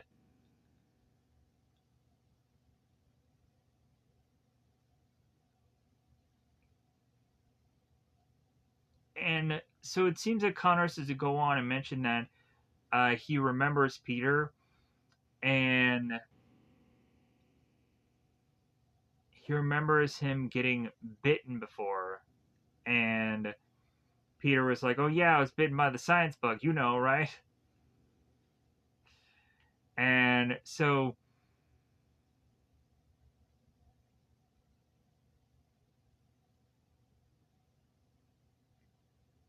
Martha's to go on and tell the gang here. It's like, well, hey, like Eddie's gonna kind of show you around. Like we're gonna kind of do this slow build. Like we're not gonna put you in too many things right away. So just gonna get kind of your kind of your feet wet for the day, or in this case, literally your feet wet because you don't have shoes on. So Eddie is to go on and just kind of do a bit of a tour here, and here's where Peter goes on and asks Eddie, but like, how much does this pay? And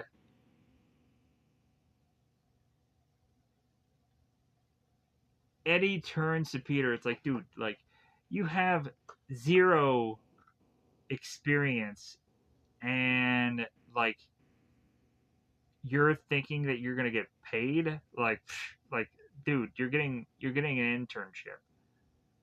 So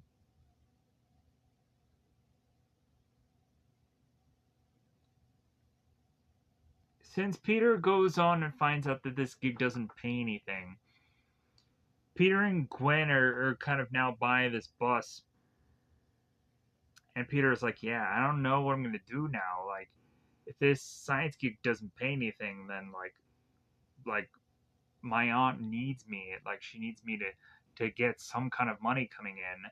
So yeah, like, what am I gonna have to do?" And Gwen is just like the old good standby of like, well, you probably think of something, and like I'm sure like the heavens will go on and give you like something that you need. And so Peter kind of looks up in the sky. He's like, well, I'm waiting, heavens. And all of a sudden, this newspaper flies at him. And the Daily Bugle, not the Daily Planet, because I'm sure a lot of people get that confused. They immediately think of like the Superman Daily Planet instead of the Daily Bugle. And I would probably easily get that confused also. I'd probably say Daily Bugle instead of Daily Planet and the DC thing. But anyways, excuse me. Peter sees a newspaper and it says Spider-Man strikes, and he's like, "Aha!" Uh, and so Peter is like, "Well, you have to admit the girl knows her stuff." So Peter is the one to go on and see if the Bugle will go on and hear out his pitch. And so he tries to go on and make his way into the Daily Bugle, and they won't allow him. So Peter has to go on and figure out a way to sneak his way in. So Peter goes on to use his crawling ability to make his way into uh, this room that is to go on and have all this like kind of cleaning materials. And if you were to go on and see like a number of like Spider-Man video games, like you'll go on and see this happens quite often, or just in a number of other just Spider-Man bits of content where we're gonna consistently see like Spider-Man in this broom closet, and then he makes his way into the Daily Bugle and starts talking to people. Or we go on and see in the Spider-Man 2 movie where Peter is like delivering pizzas and like he's in the broom closet and then he gets out of it and he delivers the pizza. Same kind of thing here. He's in the storage room. So J. Jonah Jameson is going on and noticing a bunch of people going on uh, and not quite doing their jobs to his satisfaction. He goes on and he tells Robbie about this whole layout thing, and Foswell. I ordered that 12 seconds ago, and he also goes on and says to this Lee guy, like I'm not paying you to sit on your keister. And I think they said Lee there for a reason. Like I was waiting for them to go on and actually um, have a bit of Easter eggs here to kind of mention any number of actual comic book artists in this point here, where they're gonna mention God, who is the guy who went on and invented the visuals of Spider-Man, where Stan Lee just kind of came up with the idea. Uh, I can't think of the guy's name, sadly enough. Uh, but like Stanley is to say that he didn't actually invent Spider-Man; that he co-invented it, and so he owns rights to Spider-Man. But anyways, so Jay Jonah goes on and spots Peter and thinks that he is to go on and be a guy who is to have gotten his bagel, which isn't true. And so Jonah is like, "Well, hey, where's my bagel?" And like, I ordered it 9 minutes ago. And uh, Betty, Betty Grant goes on and says like, "Well, hey, Mr. Jonah, like you went on, you sent someone else out, and it's definitely not this kid, and it's only been 3 minutes." So as G. Jonah realizes like, okay, well, if this guy isn't the guy that has my bagel, like, why is this guy here? So Peter has a proposal to J. Jonah about like, well, hey, like, how about you go on and how about you actually have pictures of Spider-Man, like, and he'll be in action and uh, and so and Peter is like, well, yeah, I'm sure it'll sell newspapers, right? And so J. Jonah rips into Peter. It's like, well, what do you know about selling newspapers? You're just a kid. And yeah, like when you think about it, like I'm sure, like J. Jonah doesn't want to go on and give this kid a job. Like, yeah, if he gives him what like J. Jonah wants, then he'll give him a job. But until then, it's like, dude, like, who are you? Like, who are you to talk to me about anything? So Jonah goes on to find some security and get Peter kicked out here. So, and here's where then J. Jonah turns to Robbie and says the exact same thing that Peter had just told him and repeats it to him as if he had come up with the idea himself. And Peter is like, really? Like, you just stole my idea. So now Peter has to go on and sneak his way back. I'm a little chilly here. Let me pause here for a second. Hour and a half passed, and we're still at the pilot. Good God. So Peter now sneaks his way back to Norman Osborn's place to realize that he has to go on and find his shoes again. So Norman makes his way out of this car, and he's asking, uh, "Whoops." He's asking the security guard. It's like, "Hey, is it all clear?" And yeah, it seems all clear. And then all of a sudden, we have vultures yelling, Norman! It's like, well, I guess we got to get the heck out of here. We got to get out of Dodge. So, luckily, Spider Man is to go on and be nearby. Uh, and so, Spider Man starts to web his way to try and get to Norman here to try and save him. And we all of a sudden come to find the enforcers are now in this helicopter, and all three of them are now in this helicopter. So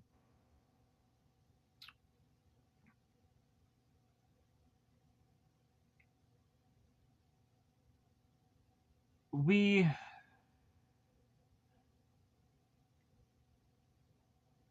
we see Peter here, and he finds Vulture. He's like, "Oh, hey, trick or treat," and it's like, "Oh, you're celebrating Halloween in September, right?" And just getting all the good yucks in, the good jokes in.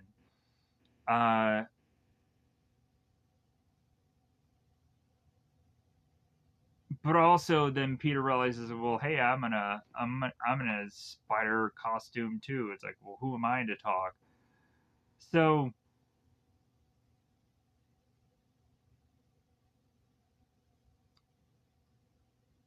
we go on and we have Montana, who's saying that this has got to be the strangest gig that they've ever been a part of, and that they're flying with freaks. But so, and he has no idea who or what Vulture is, but he's just like, well, I guess we just have to deal with that as long as it's distracting the Spider-Man long enough to do what we were meant to do here. So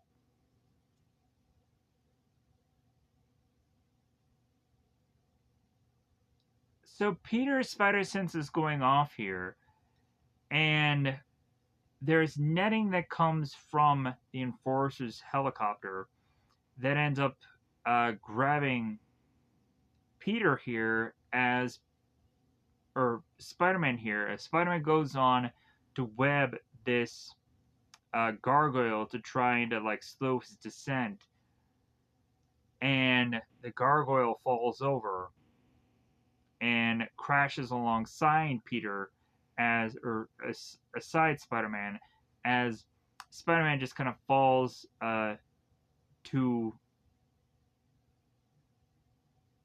a building top, and we then get the two goons of the enforcers like making their way off, like rappelling off of this helicopter to face off against Spider-Man. So this is both Ricochet and this is both Ox. Ricochet is to be the one with the staff here, and Ox is to be the guy with the mustache, the bigger of the two. So Spider-Man is trying to web up Ricochet, and Ricochet is consistently just batting this thing away so easily. And Spider-Man ends up getting close to Ox, as Ox likes to just squeeze Spider-Man and grab him. And so Peter goes on and is just noticed that Ox has this big mustache. So he webs up the guy's mustache and tries to pull away at it, which then forces Ox to kind of release Spider-Man here. But so Spider-Man continues to either to web up Ox's arms, continues to face off against Ricochet, and Ricochet just keeps just batting away freaking Spider-Man so easily. And we also have at a point where the helicopter is to be blasting Spider-Man also. So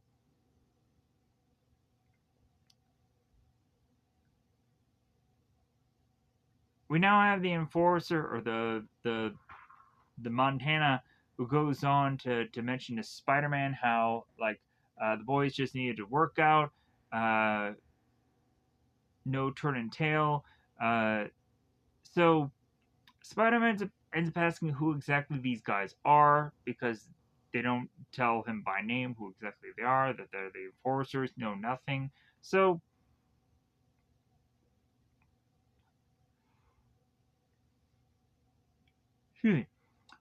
Norman goes on to be looking around like, well, I think we lost him. I think we're fine. And then all of a sudden, Toombs is ripping through Norman's limousine and carving through it. It's like, well, I guess you haven't lost him. So Spider-Man is continually going on and facing off against both Ricochet and Ox here. Uh, these guys would be very formidable foes, and again, Ox is to be grabbing Spider-Man, and so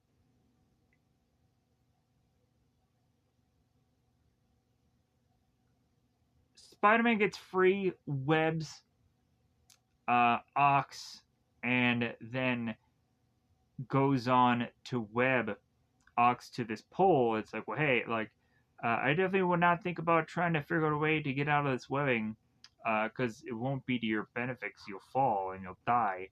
So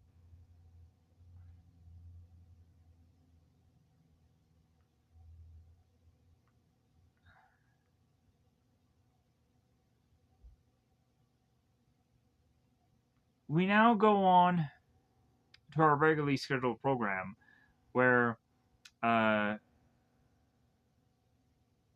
the enforcers say to Spider-Man how it's like, well, like you're making the enforcers look bad. So Toombs is to rip through the limousine to the point of him being able to see Norman here, and so Toombs is like, well, hey, I want my apology, and Norman's like, well, you aren't gonna get one, and so here is where Spider-Man appears in the limo, like, man, this is some sweet ride, like, hey, is the sunroof come standard, so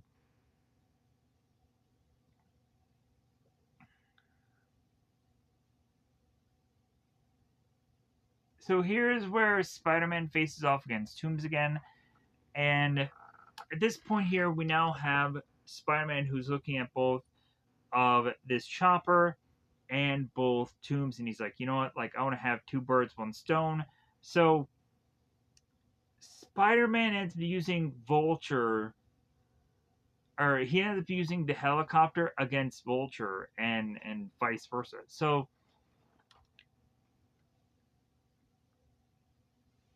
because what Spider-Man does is he uses the helicopter to blast at Vulture, and then as Spider-Man is underneath the helicopter, Vulture finds him, and then Spider-Man goes on to grab Vulture as he's surfing on him, and he forces Vulture's wings to go into the chopper, which takes down both the Enforcer's chopper and Vulture at the same time.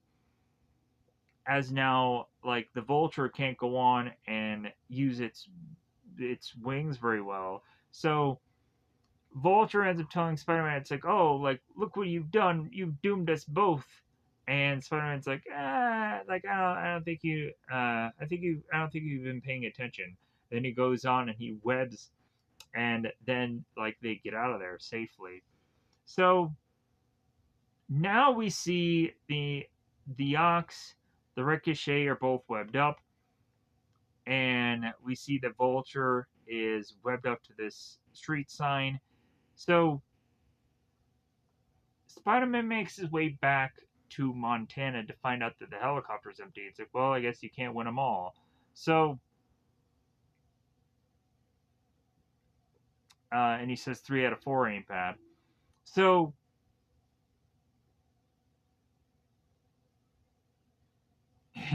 and Spider-Man ends up calling this bizarre bad guy night, which is kind of fun.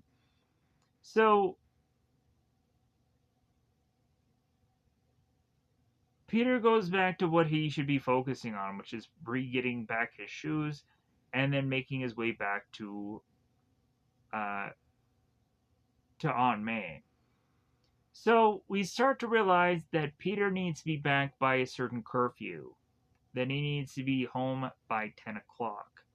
So as Peter tries to make his way back into his room, he all of a sudden notices that Aunt May is waiting for him in his own room. So he's like, well, I guess I have to go on and go through the front door. So,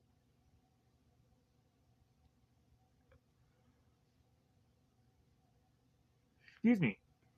So Peter makes his way through the front door. Aunt May walks down. So Peter's like, "Oh, Aunt May, yeah, like you're still awake. Oh, wow."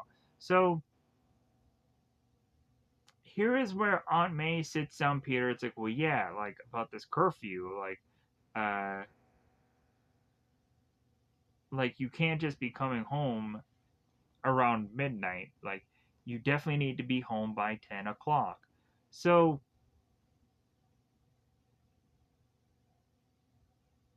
and she states like, "Well, hey, like if you are running late, like call me and let me know." So, like, call me ahead of time.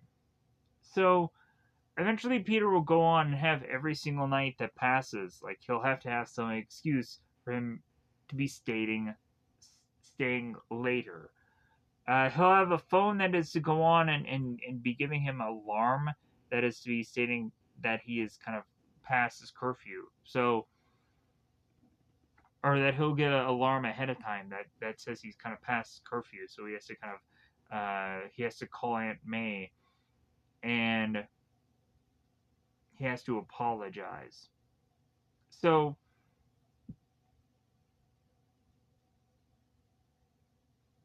and then she gives her some, or then she gives him some banana cream pie. Let me know in the comments below. I've never had banana cream pie. Like, I think I've gone on and had a number of other kind of pies, but I've never had banana cream pie. Or even if I probably did, it wouldn't have ever stuck out to me. Or I don't ever want to think that I'm probably ever gonna have a banana cream pie. Uh, I think I've gone on and had any number of pies. Like, I think my go-to is probably either pumpkin pie or cheesecake, or well, that's not exactly a pie, but it's kind of in that vicinity of cake, pie, whatever. But in that kind of just that kind of approach of whatever kind of cake slash pie things. Uh, anyways, so uh,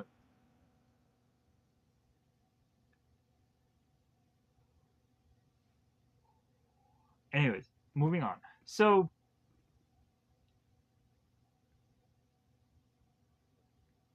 Peter is to go on and state how nothing had went actually to plan, but that was the understatement of the year. And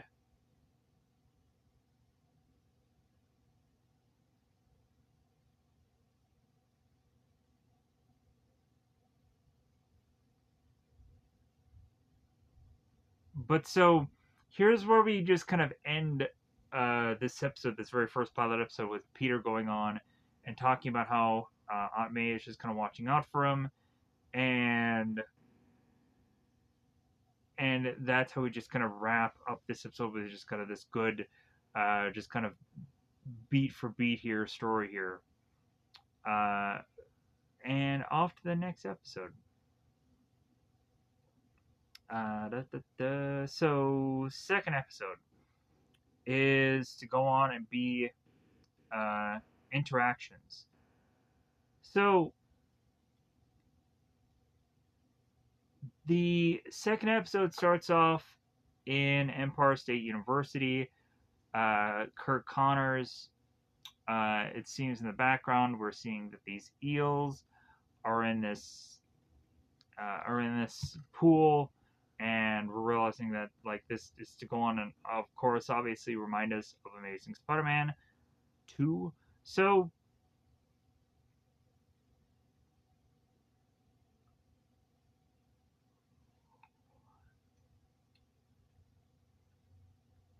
Connors is going on and talking about how in nature everything has a connection. And if you kind of think about it, that's true. Like there's to be like a food chain, and things are to go on and exist or be made just so something else can consume it or eat it or kill it or whatever. And it's a cycle of life, and it's the circle of life or whatever. But so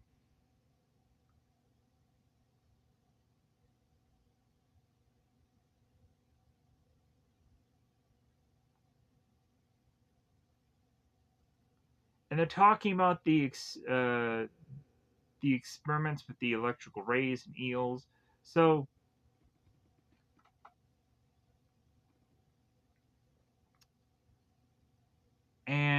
as Peter and both Gwen look at uh,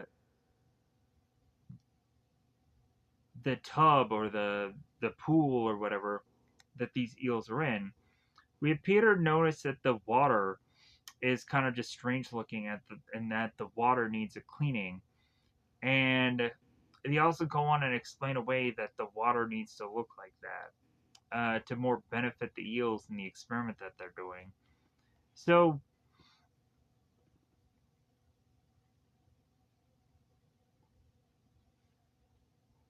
excuse me. We also go on to see Max, who's off to the side. He's going on to putting together this whole experimental thing that it's off to the side here. We don't quite understand exactly what they're setting up for is going to be used for. So, also on the side opposite, there's actually some lizards that I kind of find to be interesting here. So, uh,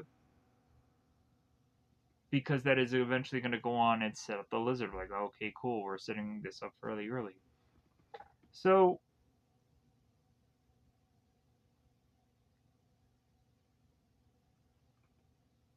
Martha is going on to explain to Connor how, well, hey, it seems that Billy's getting fairly tired. It's very late at night. So, uh, how about you go on and you kind of, Connor's helping you wrap up for the night so we can send Billy home, and then maybe also we can probably send Peter and Gwen home also, because, like, I'm sure, like, it's on a school night. So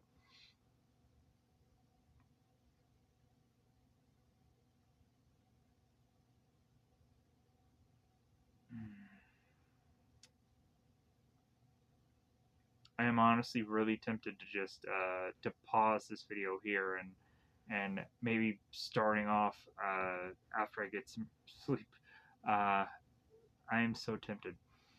Uh, but I know that's always my problem. Like I always go on and I think like, oh yeah, I could do a video, and then I end up like either not doing the video and then doing it the following day, or I end up getting to a pausing point. Uh, anyways, uh, definitely go on and figure out how to make these videos a lot quicker, but I've just not figured out that yet.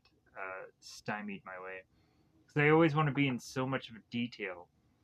But anyways, I think I may end up being tempted to just pause this video here and just gonna pick this up the following morning. Probably in similar to not seeing the get up, but anyways, I may end up doing that. Let me pause for. All right, and we're back. A thing that takes 2 days to film because I'm that bad. But so I'm gonna hopefully try and pick up exactly where I left off, but I don't know exactly dialogue wise where I left off. So like I know kind of roughly the point of where, because I rewatched myself because I had to try to figure out exactly some certain bits of dialogue. But so back with Peter, Gwen, Eddie, kind of watching over the eel tank, and approximately I think where I left off is where Peter is going on talking about how like the the eel tank kind of looks a little gross. And they go on and say it's like, well, like Eddie ends up calling it the sludge, but there's a whole reason why that whole process is to be put in place in there, because it is to be increasing the eel's signature, uh, to have them become stronger. So uh,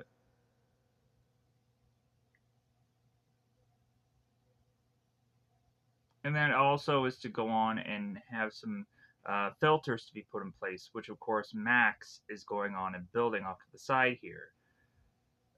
These weird, unusual like a filter machine. So, uh,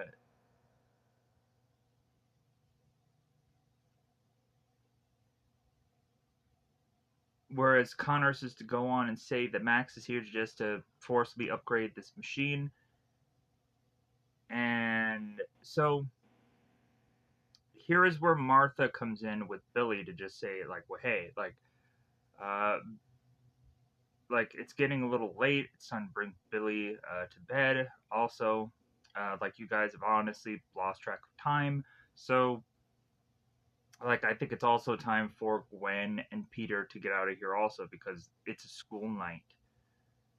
So as eventually Gwen and Peter leave here, the whole thing of it is it's like you would think that like wouldn't you think that Eddie would bring both Peter and Gwen back home?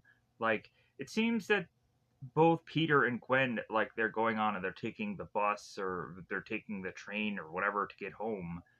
And you would think that like Eddie or Doc Connors would go on and kind of drive them home, but I guess maybe not. I guess it's just like, well, like it's to your concern.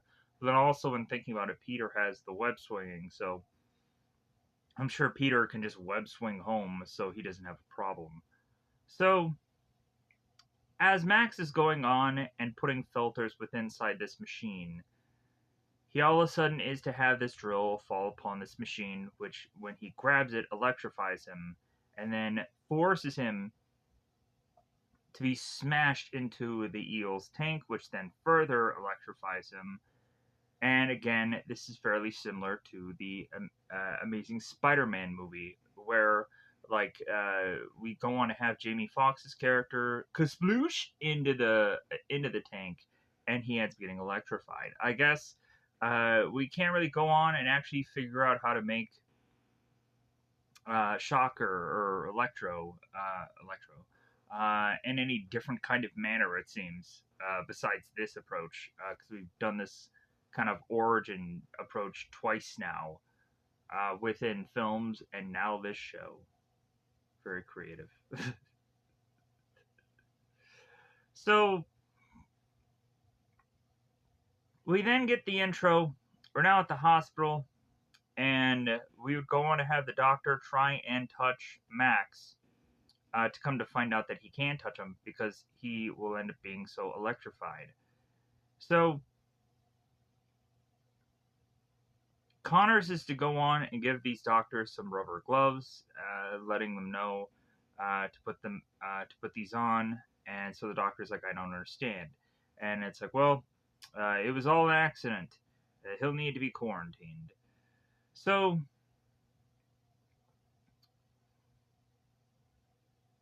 but also that he's getting worse by the minute. Eventually, he will glow as if he is to go on and be the human lightning rod.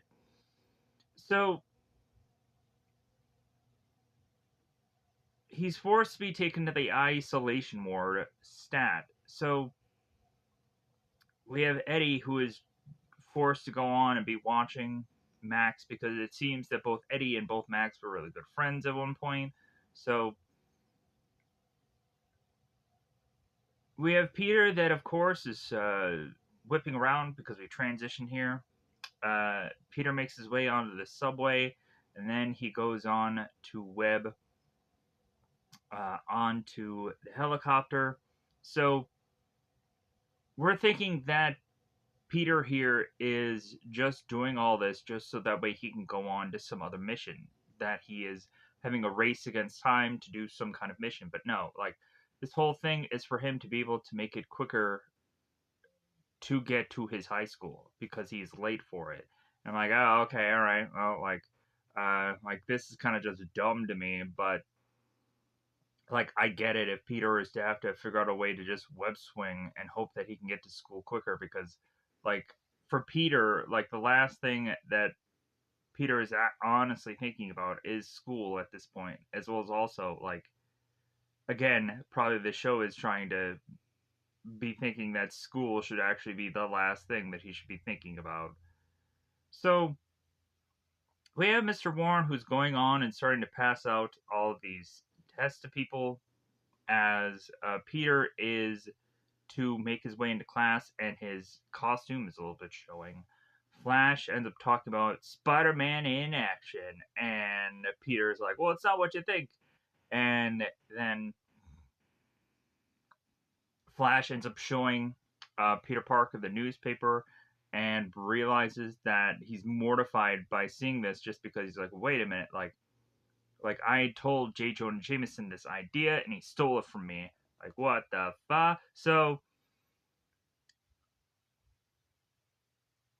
but if anything, like Peter is probably going to be the only one logically to be able to come up with these photos technically. But there will be some situations where other people will be going on and seemingly taking like flip phone photos, like we see here, and we'll see that in the third episode, and then also in this episode, we'll go on to see a guy with some flip phone kind of like be taking like some footage or some photos, and Peter is to go on and find this kid and like, hey, like you got to get out of here. It's not safe. But hey, if you uh, get any money off of those photos, I want my cut.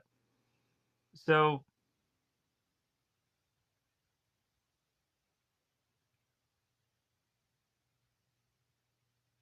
we go on to have Peter sit next to Gwen, and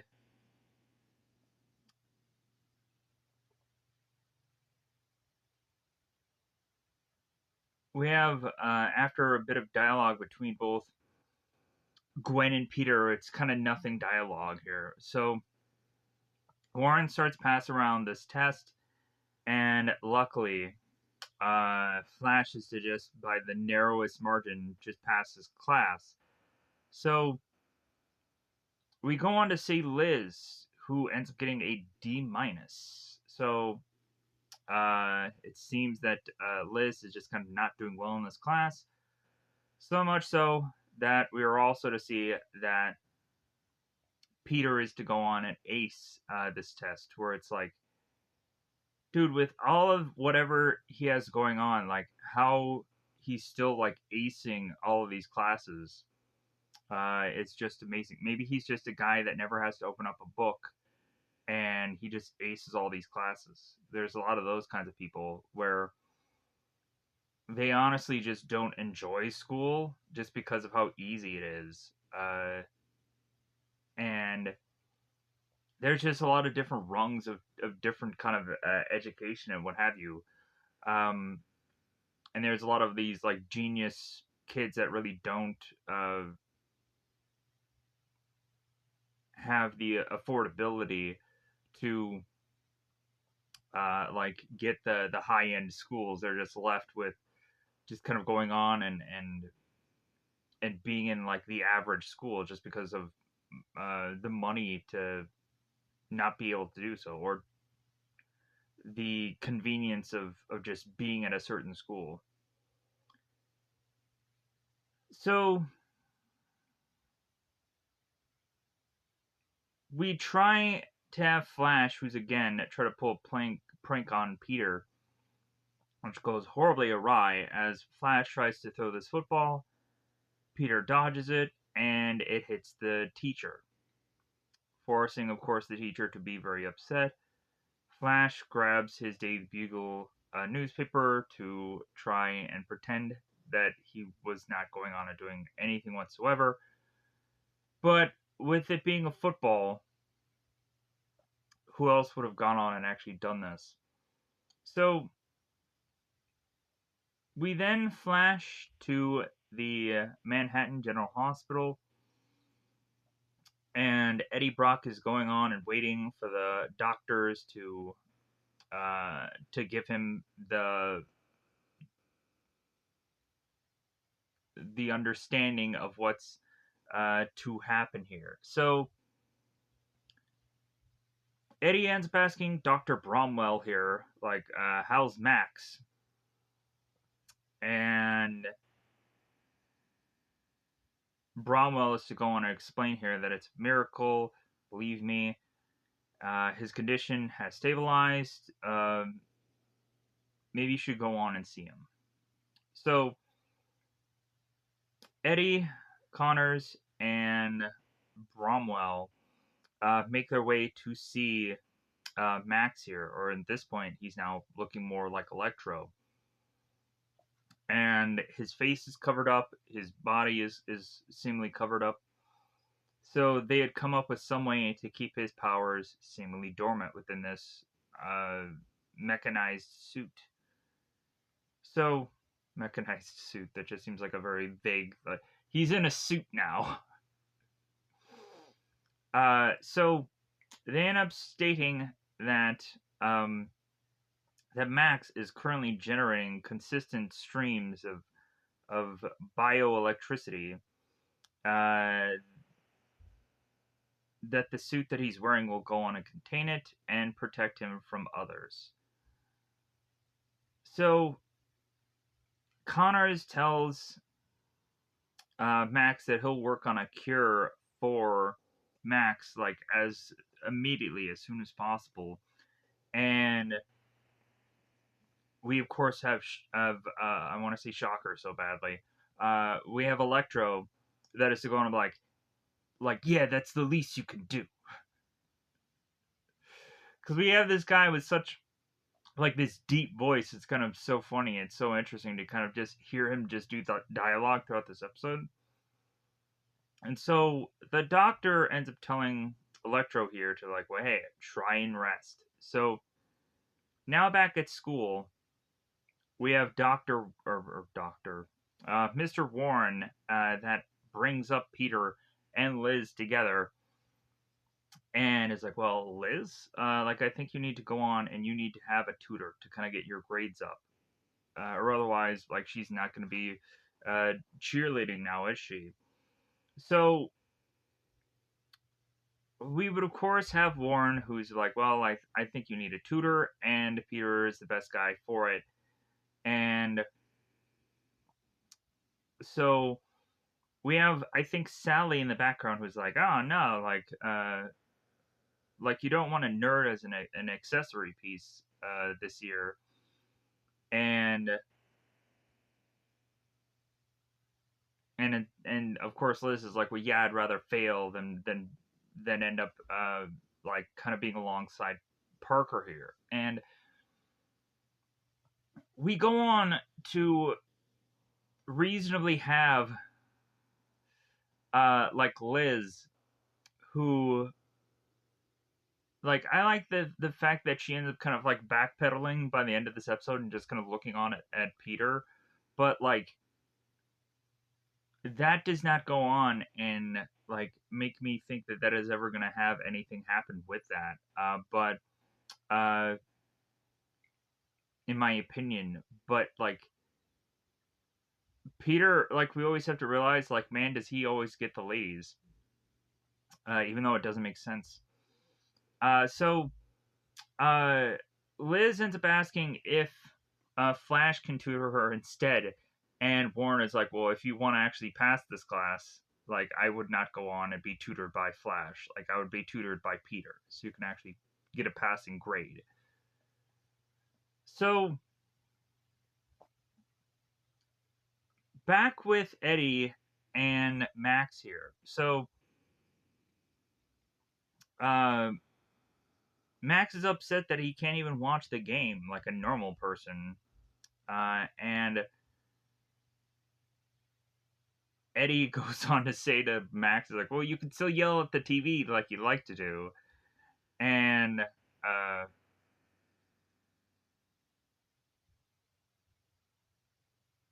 to really just try to say that times have changed, or times haven't changed. And Max is like, well, yeah, things have changed. Um, Max is just like, well, I suppose that could still be funny. So Max is to go on and mention to Eddie how he had plans. Like, he wanted to go back to college, meet someone, have a life. And Eddie is telling Max here, it's like, well, you're gonna have plenty of time to to adjust. And Max is like, adjust to what now? Like, how am I gonna have a life now? So Eddie ends up getting so upset that he goes on to just electrify the room. And Max just runs out and is like, you know what, I'm out of here. Like, so Max runs off and Eddie chases after him. So now we have the Silver Spoon Cafe.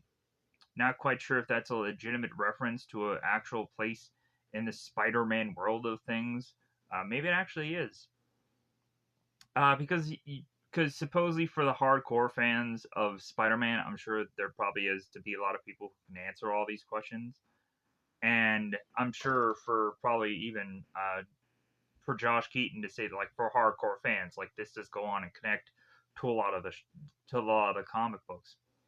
So Peter is going on and trying to read the biology book and trying to tutor Liz here, but she doesn't give a at all. If anything, she's consistently going on and she's texting Flash, or she's going on to just ignore Peter here and ignoring his studies. So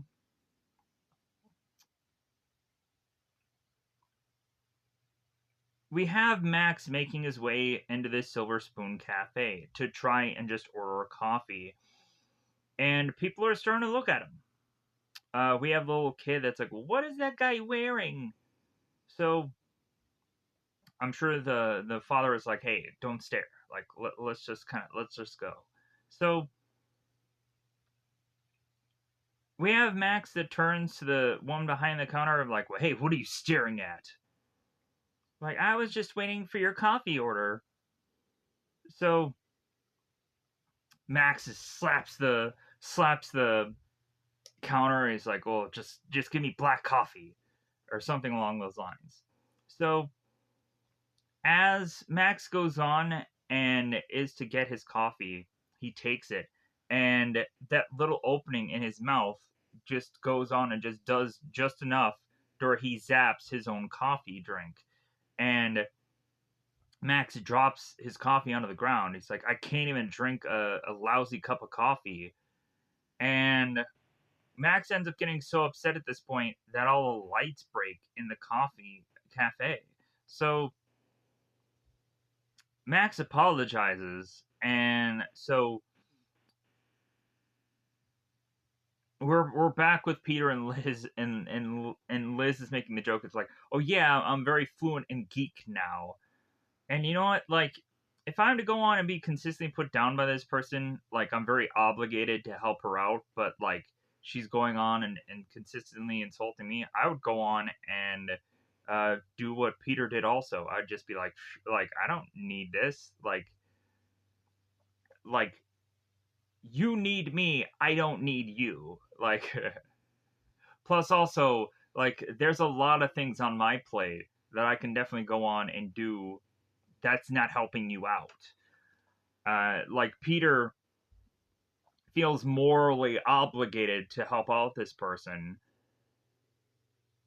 when he could go on and be doing any number of other things. So, and Liz doesn't see that. Liz just sees this as like, oh, well, like I'm sure this guy would just love um to like be around me so maybe he can get some popularity points, some brownie points, or like Peter is to go on and just kind of force this bit of knowledge down this girl's throat, and she has no real true interest. So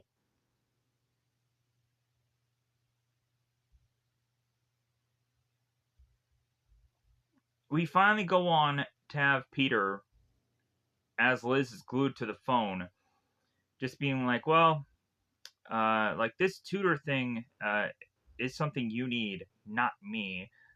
So when you're ready to learn, let me know. And so he leaves because Peter has a sense uh, that this guy in this costume is to go on and be a problem. And so Peter needs to act, and by acting, he needs to leave. So we have Liz that after Peter goes on and stands up to her, she's like, "Oh, so he does care."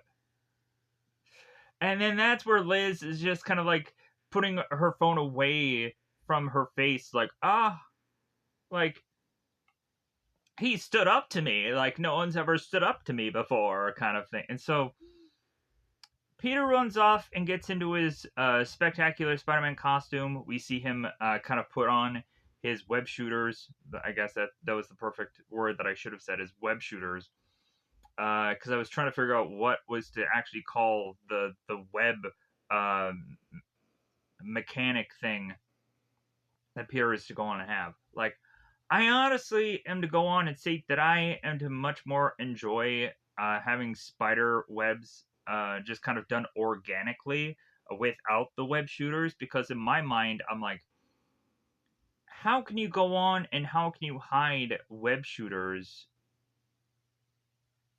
as well as also like there's a plethora of different times where like there'd be a situation where I'd just be like, how is it that Peter has his costume?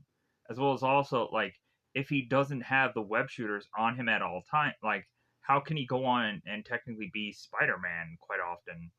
Uh, but anyways, we just have to assume that like the costume is always like underneath his clothes, but still like you would have to assume a lot of things about just the Spider-Man costume and how Peter like consistently has it at all times. But anyways, We make our way to have Spider-Man chase off uh, to follow Max here, and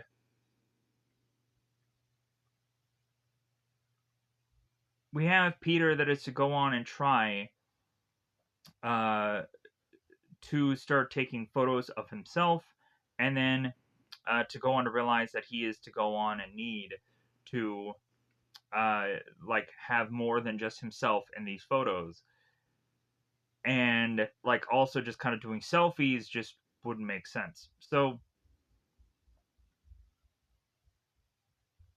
we have Electro that goes on to bump a bunch of boxes and they fall over. And that triggers Spider-Man to just go on and be like, well, like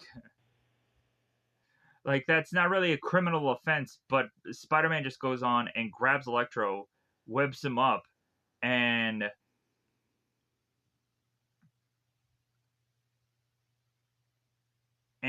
realizes that like, oh well, like since this guy's a villain, like but he's wearing this mask, I should probably unmask him and reveal who he is. And when Spider-Man goes on and does that, we see Max's face is all electrified,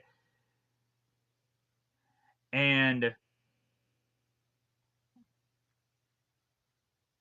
we have Electro that goes on and electrifies this webbing to then separate himself from the webbing. It's like, yeah, like you really shouldn't have done that. So we have Peter that goes on to, as Electro is just kind of electrifying the city here. We have Peter trying to go on and face off against Electro here. So what Peter goes on and tries to do is he finds a bunch of like flat TV screens. So we have at some certain points within this show where we see kind of like the old fashioned computer screens, and then we also see like the old fashioned TVs, and also we're seeing like these kind of more up to date TVs. Like it's kind of a barrage of kind of different kind of visuals that we're kind of seeing here. So Peter goes on to take a lot of these flat screen TVs and shoves them at Electro, and is like, "Hey, time to unplug." So Electro is to be getting more and more frustrated. Stop it! Stop it! And so uh, we then go on to have Spider-Man try and get close to Electro, and Electro has this kind of circular pulse that is to be like around him. That as soon as Peter uh, jumps to get closer to Electro, he ends up getting electrified and just shuffled off. So we go on to have Electro who's like, well, you should have left me alone. And we all of a sudden have Peter notice that it is almost to be 10 o'clock and it's time for Peter to go on and make his annual call again to Aunt May saying that he's going to be late. And like at this point, like Aunt May is just kind of frustrated with Peter because it's like, hey, like you have every bit of situation where you're going on and think that you're late at this point. Like, come on, like, uh, and then also Aunt May is telling Peter that it's gonna rain, and Peter is like, oh well, yeah, like it doesn't look like it's raining here, so like I think we'll be fine. So so we go on and so Peter is at this Oscorp sign and he's trying to call Aunt May, like to tell her that he's going to be late. It's kind of funny how when Peter is trying to call Aunt May within this episode, how like she's to go on and just kind of overhear like some static or something along those lines, and like it is really just kind of funny here that we have this whole just kind of him needing to be home by a certain time, and like you would think at this point that Aunt May would just kind of give up on the whole curfew thing, but no, like she ends up becoming more and more strict about it. And you would think that Peter would have like some kind of real like excuse to just go on and say, besides like he's Spider-Man. Like he should actually go on and say that like he is taking photos of Spider-Man, that he's making money off of this, and but like that will probably go on and have Aunt May just be like, hey, you can't do that, that's dangerous, and then he'll never go on and do that job. uh but if Peter is to go on and say that he like is to have a job, uh like maybe that is to go, yeah, like there could be any number of reasons that Peter can go on and kind of excuse himself from this whole curfew thing. But anyways, so uh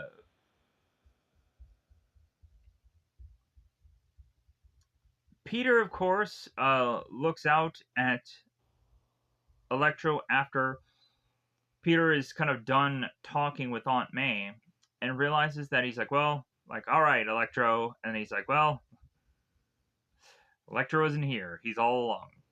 So back at Midtown High, we have Peter that is going on to notice his photos, and he's realizing that either a lot of the photos are either blurry, or also that the photos are to go on and like show his knee or his elbow, and he's not quite sure which, and that he's gone on to try and take a selfie, but it's not good. Yeah, like I've had those problems myself when going on and needing to take photos for thumbnails and stuff like that, where it's like, or like I would go on and take like 10 different photos of the same thing, and then realize like, yeah, like I don't like how I stood there, right? I don't like how um like my eyes in the photo were like just a little bit tired and they look bloodshot, and yeah, it's just a whole problem, it's a whole thing. But then also I'm sure there's things on phones to correct all that, and I just didn't be bothered because, and logically in my mind I'm like, just get this photo out as quickly as possible. But so we go on to have Peter realize that none of these photos he can use, and it'll take him a while to start perfecting him being able to take these photos anyways. So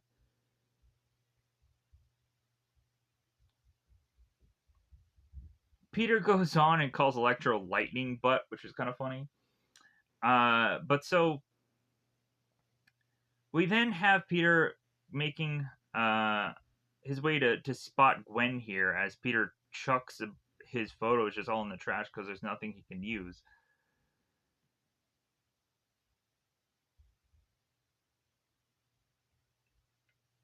So I'm really at a point here where I'm trying to figure out where exactly to continue narrating here. So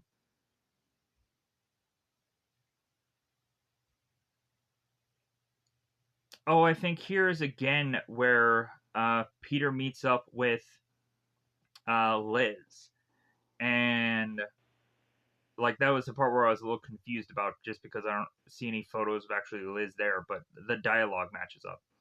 So uh we have Peter that is to go on and be like, you know what, I'm sorry about how short I was with you last night. Like, if you really do want to go on, you really do want to study here, like you can go and you can meet me at the ESU lab after school, and then I can help you try and get your grades up. So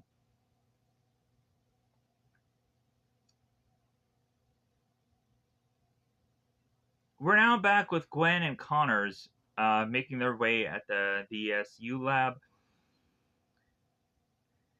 and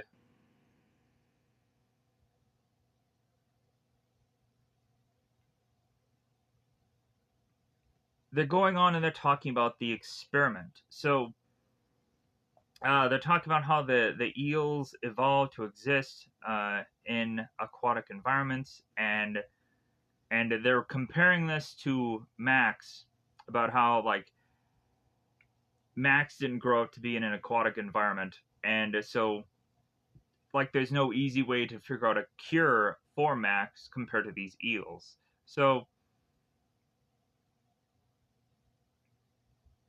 both Peter and Eddie are going on to figure out that with the massive amount of voltage that it seems that Electro is to go on and have here and be generating, that like they're thinking about like ways to neutralize Electro, and so they end up going on and they end up talking about like, well, hey, why don't we just kind of put him in water? And Eddie goes on and like, well, we don't want him anywhere near water. So it's kind of weird that they go on and say that. By the way, that Peter goes on and actually defeats Electro in this episode. It's like, hey, don't have him near water. And by the end of it, like we have Electro in this big, huge, massive pool by the end of this episode. It makes no sense. So Shocker or Max tries to make his way home to eventually be stopped by Bromwell and these two officers. So Bromwell, I believe this is the doctor's name. It's been a number of minutes before I had to go on and state this name. So the doctor ends up going on and telling Max here, it's like, well, hey, I need you back to the hospital. And Maxwell's like, well, I'm done with the hospital. I just want to go home. So the police is going on and like, hey, Dylan, like, come on, like, you don't have, like, you don't have a yes or no answer here. Like, come with us. So, like, after last night's blowout, like, it's either a hospital bed or a jail bed. Like, which one do you want? And in my opinion, how technically would like Electro could go on and say that all of that was an accident. Like, if they're going on and technically arresting Electro here, they might as well like arrest like Spider-Man. It makes all the sense in the world. Like, if anything, like Electro was just kind of minding his own business, and like Spider-Man was continuing to attack him. So like logically, if anything, like Electro is kind of the hero here, in my opinion. He's kind of the good guy, whereas like Peter, it almost seemed was kind of the bully, and he humiliated him. As well as also like obviously, uh, like Electro could go on and just say it's like, well, hey, my power like is just not quite under my control yet, so like this is all just a misunderstanding. So so they go on and say it's like, well, hey, it's your call, and Electro's like, my call. So Electro goes on to showcase his power here, and Electro says, none of this has been my call, and then he freaking blasts away the police and the doctor, and so Bromwell is telling Max, please stop. Uh, we uh, we just want to help you. Uh, and Max is like, you can help me, but I know who can. And so he realizes that, of course, the origin of this whole thing is to go back to Connors because Connors is the only one with the actual cure here. So Liz, Eddie, and Gwen are to go on and be by this by the ESU lab. Uh, if I haven't said already, I love the way that just kind of Gwen is honestly just designed here. But then also like when Gwen was put in the Amazing Spider-Man story, like to just my enjoyment, I was like, oh yeah, she's much more of a nerd.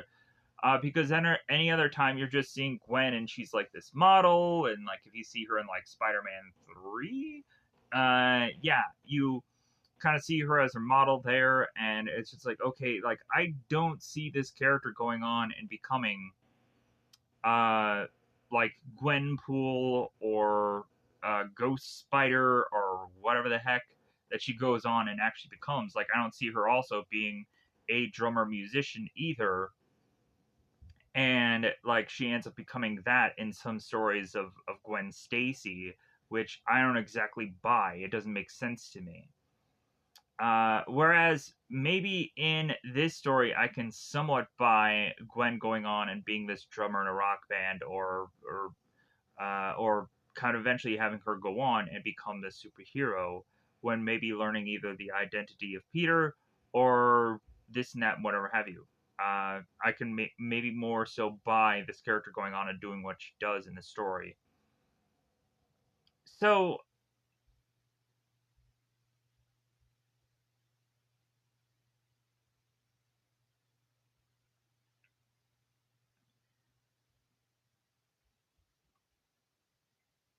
we have Peter that makes his way into the lab, noticing that Liz is there. And so Connors is like, well, I gotta go into my room to kind of just check on some results. And so Liz is talking to Eddie, and here's where we get some backstory on Eddie. So Eddie originally was a quarterback in high school, but now he's in ESU. And so Liz is asking Eddie, it's like, well, hey, like, were you like, are you still a quarterback in ESU? And Eddie's like, no, like, I hung up my jersey at Midtown. And so I'm like, well, did he ever get like a scholarship? Uh, like, shouldn't he still go on and still shouldn't he be a football player if he has some kind of scholarship? And uh, maybe that didn't pan out. Who knows? Um, but if anything, Eddie's like, well, yeah, like, I'm no longer a jock now. Like, I'm much more of just a nerd here. So,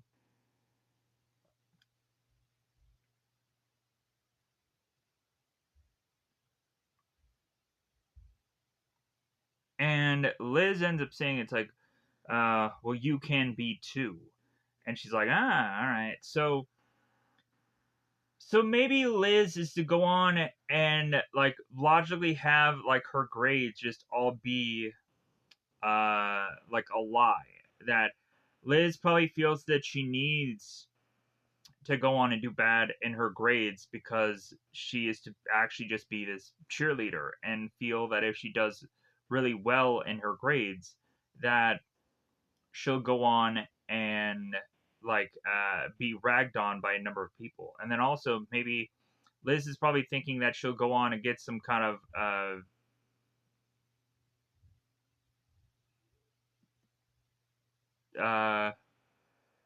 maybe she'll go on to assume that if she goes on and is to like just be this cheerleader, that things will work out for her anyways, instead of her actually going on to do well in her school career. But so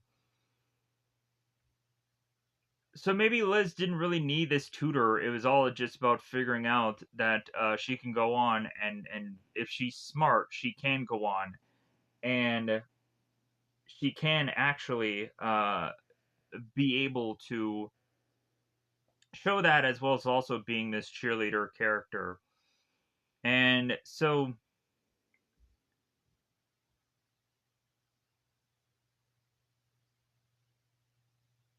Peter makes his way to talk to Liz. He's like, well, hey, like Liz, like, yeah, you are smart, and like you can understand this stuff.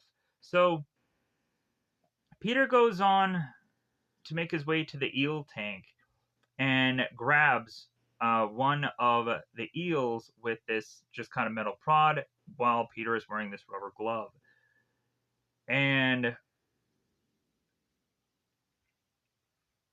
we have Peter that goes on to re-explain to Liz about how everything is connected. And because we're connected, yeah, if you guys remember Spider or Iron Man, because we're connected. Anyways, so uh, and so Peter is turning to Liz, is like, well, yeah, like, uh, we explore and we expand upon those connections, and as people, we should go on and do the same. And Liz turns to Peter. It's like, well, I thought you said this is all boring. And so Eddie and Gwen are going on and be like, well, hey, like, Eddie ends up telling Liz that that Liz should be happy that she has a tutor like Peter, and that Peter is to go on and really know his stuff, and probably at some point he will go on and get a future Nobel Prize in the future. Unless he reveals himself to be Spider-Man, and maybe he will get a Nobel Prize. I don't think, like I know that Peter will probably go on and be this guy who ends up getting his own facility, and eventually he kind of leaves being Spider-Man behind to eventually go on and have like other people kind of take his place because Peter is so busy with his science work. But like in my opinion, like Peter will always go on and should always be Spider-Man, regardless of what he actually has going on in his life. Uh, and I don't think that they'll ever go on and have him get a Nobel Prize for being Spider-Man. So we have Martha that makes her way into Connors's uh, room, and she notices that Kurt has this lizard DNA device thing, and he's going on to be tempted to use it. So Martha ends up going on to be like, well, like I have some results. What are you doing? And Kurt's like, oh, it's nothing. Like I can explain. And so Connors ends up going on to explain that it's some bioformula, that it generates and alters lizard DNA, and Martha's just like, oh, what? So all of a sudden, electricity ends up charging into the room. Uh, Electro makes his way into like, where's Connors? So uh, we have Electro who's like, don't keep me waiting, kids. Where's Connors? So Connors ends up making his way into the room, but like, hey, Max, like, I'm right here. Like, try to just stay calm. So, and Max is like, calm? Like, we left calm behind a lifetime ago, Doc. I can't take it anymore. You caused this, you cure it. So, Connors is like desperately pleading to Max, like, well, hey, I'm working on it. Like, hey, just kind of give me a break here. Like, I just need more time. And Max is like, I don't have time. And so he's like, cure me now. As Max gets more frustrated, his electrifying powers end up going on to blast and creates chaos around the room.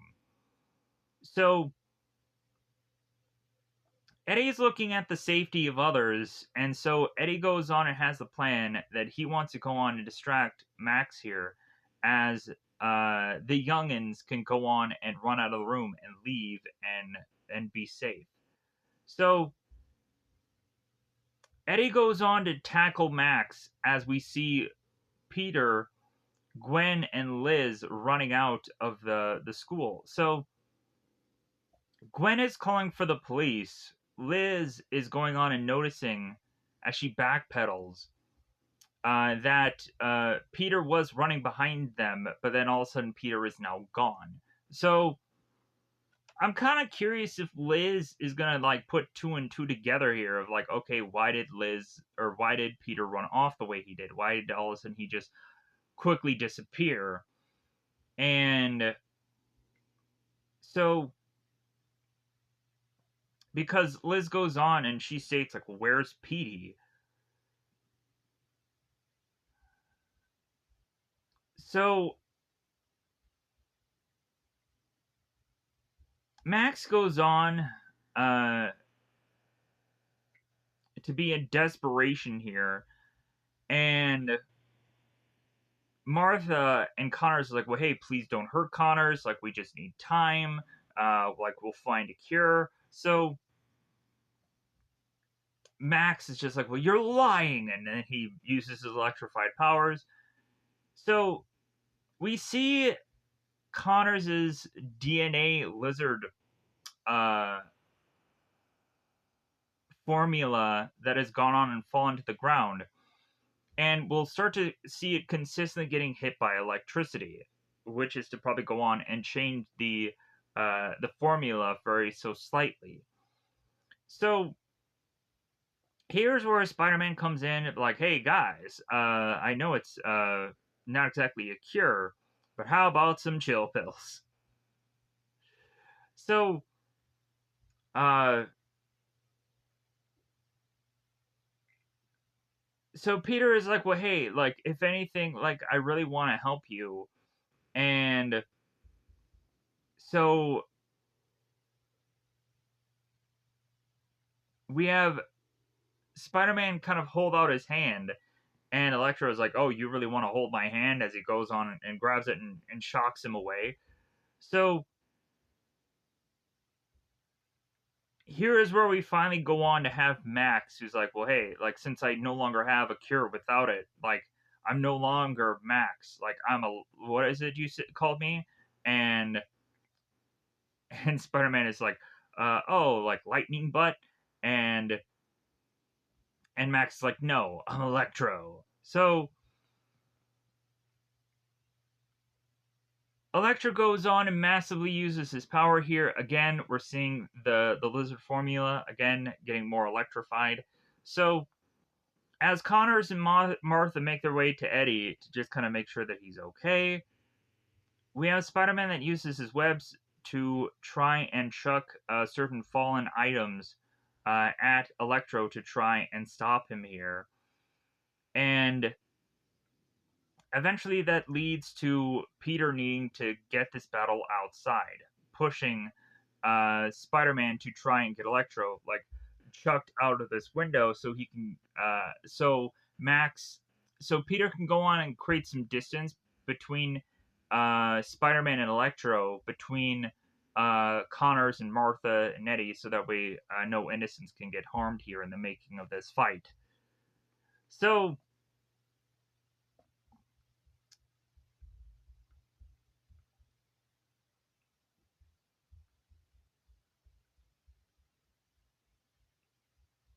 we go on to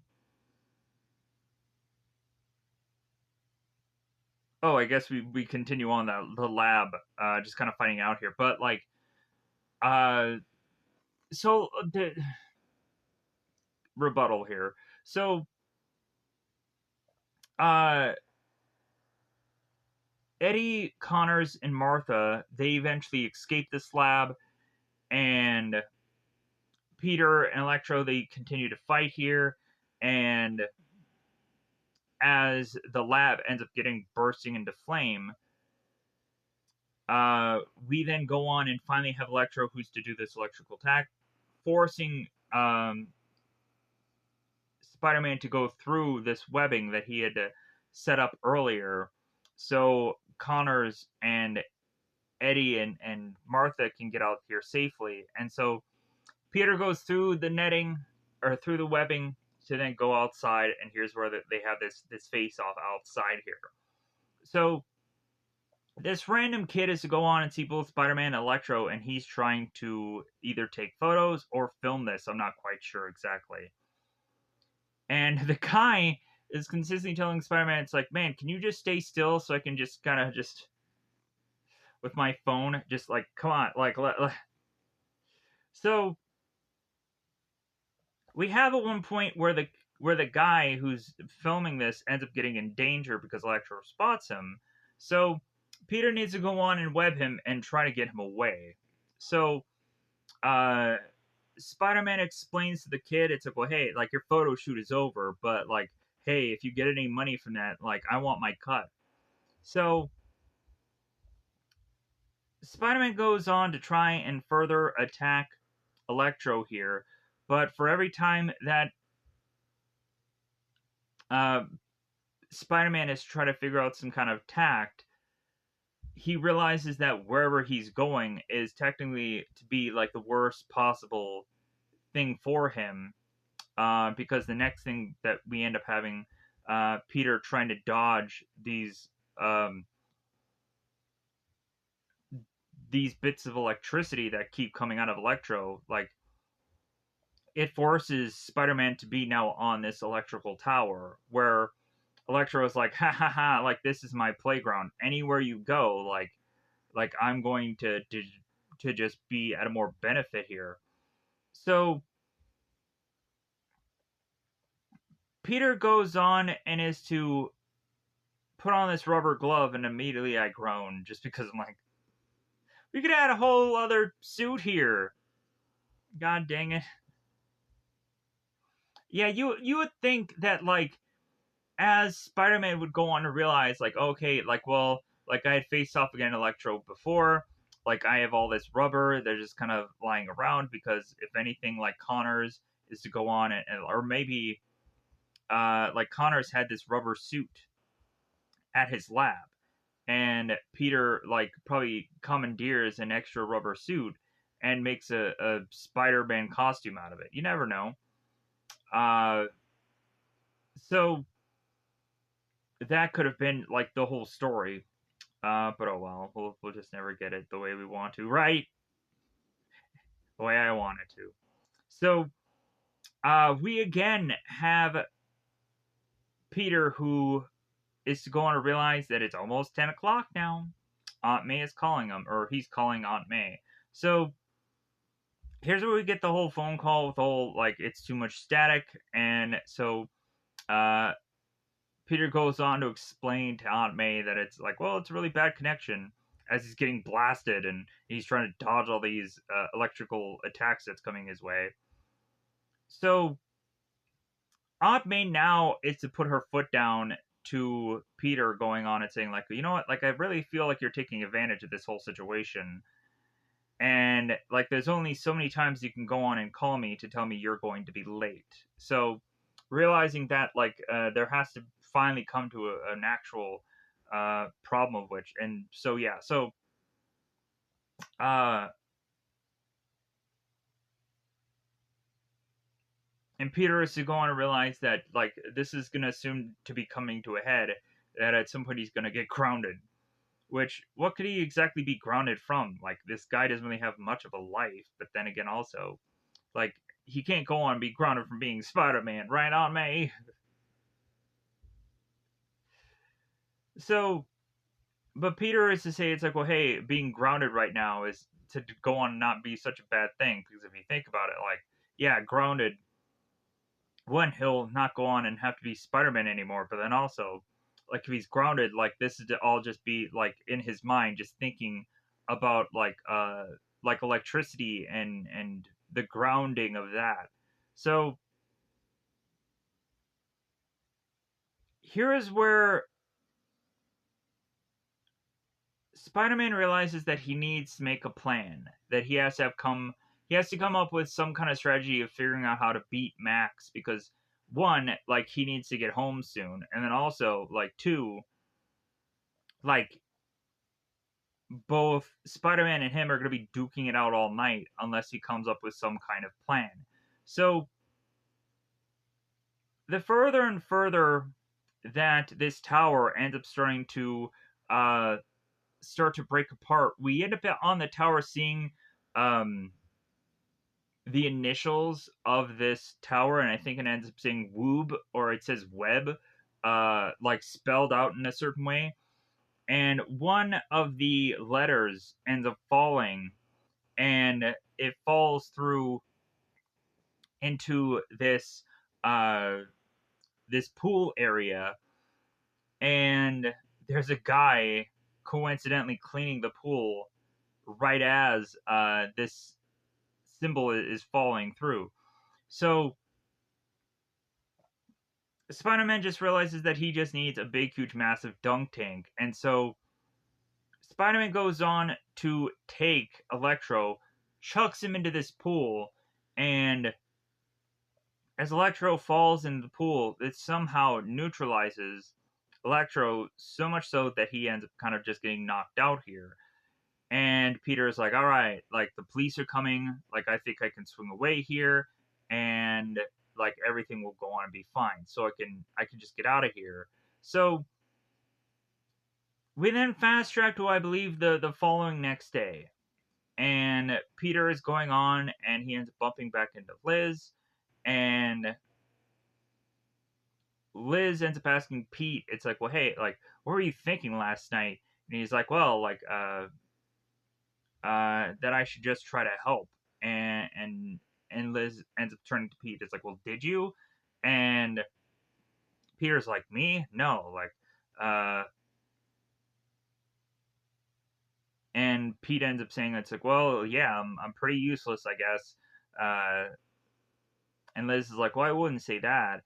And we all of a sudden have Flash with all these jocks making their way to Liz, like, uh,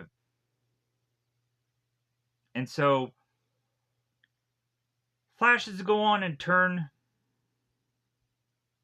to Liz, like, well, hey, what did Puny Parker be doing here, or what is Puny Parker doing here? Because of course, like we have uh, the two opposite ends, like we have Flash who hates Peter, and so like, but bizarrely, Flash loves Spider-Man, but hates Peter Parker.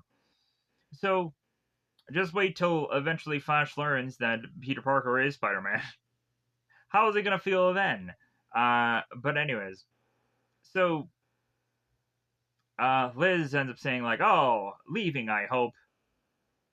And then she goes on and she kind of turns to Peter. She's like, "Ah, yeah, that's kind of the sad thing." So, uh,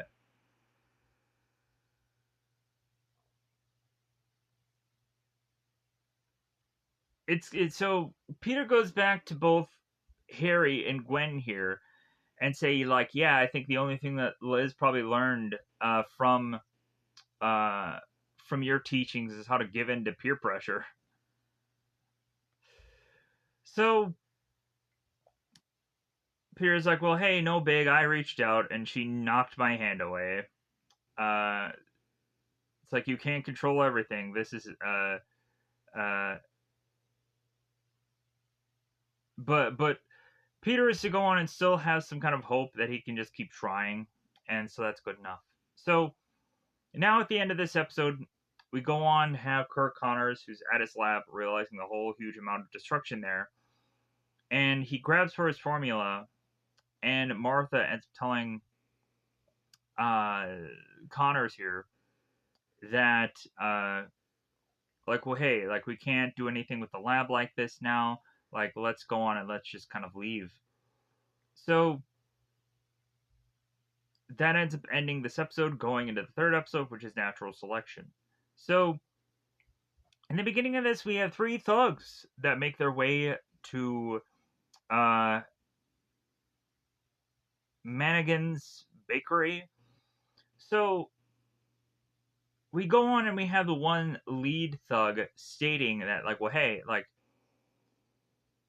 you guys can go on and steal the cash from the register, but don't eat anything, because if anything, we come to find out that like this guy is to steal from his own aunt.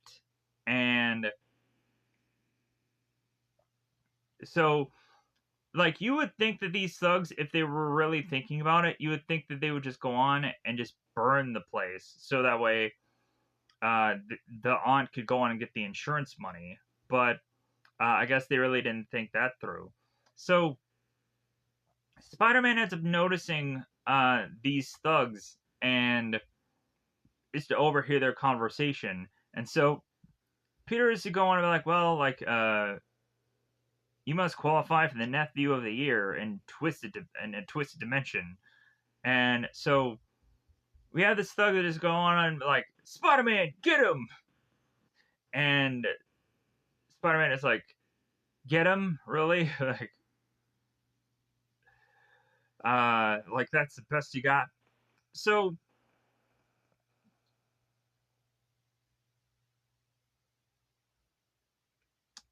we go on to have, of course, Spider-Man in a very interesting way here.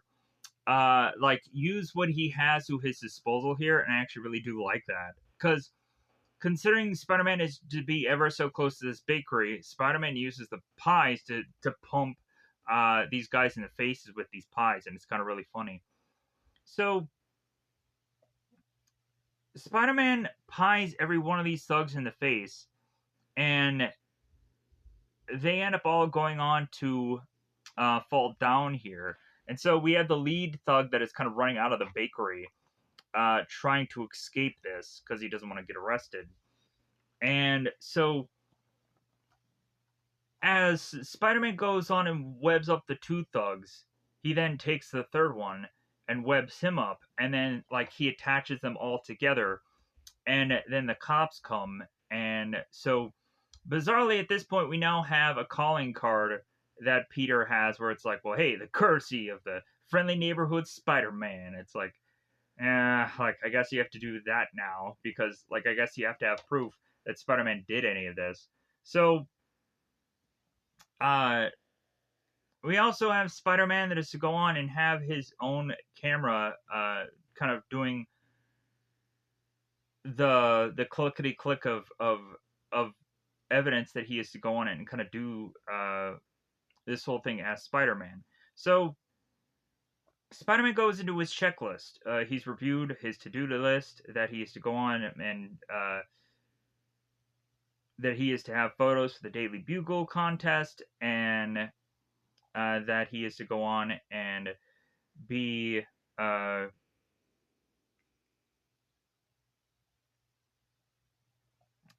making his curfew finally check, and and Peter is to go on and state that he's like, oh yeah, making all the right moves. Like everything is coming up roses, and we'll come to find out that within this episode, it's not going to be all those sunshine and roses. Is Peter is what is really be to be thinking with this character here. So we go on and we have Connors, and I honestly don't know why this part of the episode is honestly just so black and white here. Maybe because it's done during nighttime, but then also we have to possibly think that this is to go on and be some kind of monster movie, and a monster movie kind of looks more interesting in black and white. Like it would be kind of interesting if we could go on and do a Spider-Man like episode in a very like noir style, but not actually have Spider-Man noir because I know that's an actual character. But it would just be kind of interesting to be like a throwback thing to have one Spider-Man episode just have this very noir style and be shot in like a black and white kind of approach. That would be kind of really interesting for one episode. And then come to find out, there's probably a whole reason why the episode is to actually be done in black and white. Maybe because like we can make any kind of funny thing about this that maybe like Spider-Man is colorblind uh, or any number of things that we can go on and have the person who's the cameraman being colorblind, who knows, like come up with any gag that we can go on and have of why they did it in black and white, um, and or maybe having to go on and just bring like Spider Noir into this episode just for goofy or funny reasons. Not in this episode specifically. I'm saying somewhere down the road. Uh, but yeah, but it would also be interesting to see a Spider-Man episode that's not so Peter Parker focused. But they wouldn't go on and we wouldn't do that because logically they would have to have so many copyrights of so many other characters to bring in. Yeah, that would probably be a problem, right? Anyways, and then also like this is so early in the show, like they would probably wait for the show to get really more successful for them to branch out and do all these miraculous things. Anyways, back to the show. Uh, Connor goes on and is to finally put himself alongside this lizard formula to inject himself, and we go on to realize that this time when Connors is to use this, it goes horribly awry. Technically. Not quite at first, but eventually you'll get there. So Connor switches his normal eyes to lizard-like eyes, and I'd gone on and seen the exact same kind of eyes in Tombs, so I'm like, oh, he's turning evil. I guess that's to signify the evil eyes, but then also it's to signify the lizard eyes, but still. Anyways, so Connor goes on to inject himself and is to make his way back to Martha, makes his way into bed, and we get the intro. Natural selection. So we of course go on to have Peter making his way through the home to have, of course, also, like, I'm kind of curious if the same people that worked on probably Extreme Ghostbusters have probably also maybe have worked on this project. Just kind of like the way that this was shot or the way that this was put together just reminded me of Extreme Ghostbusters, because just kind of, if you look at the Extreme Ghostbusters theme song and this show, if you look at just kind of the some of the visuals kind of make me think of Extreme Ghostbusters in this show, except for, like, I did like the Extreme Ghostbusters visual style, whereas this show I'm like, ugh, it's very rough. I think because they probably just designed characters in that show to look a lot more interesting. But anyways, so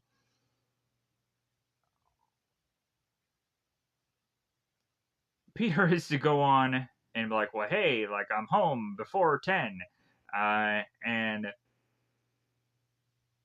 so, and Aunt May is like, well, yeah, you made curfew, but with seconds to spare. Like, that's nothing to celebrate about. And Peter tells Aunt May, it's like, well, hey, I get that you've been stressing lately, and, like, I know that you're struggling to make ends meet. So, like, Peter is trying to go on and trying to make some side money to help out the family. But Aunt May is like, well, that's all about to change. Believe me, it'll be fine. So we have now back with the Connors family as they're watching over Billy, their son, which they had not gone on and showcased throughout most of these episodes. Now we're focusing on Billy. So, uh, it seems oddly that Billy is taking an interest in lizards. And so, coincidentally, Billy is intrigued by lizards.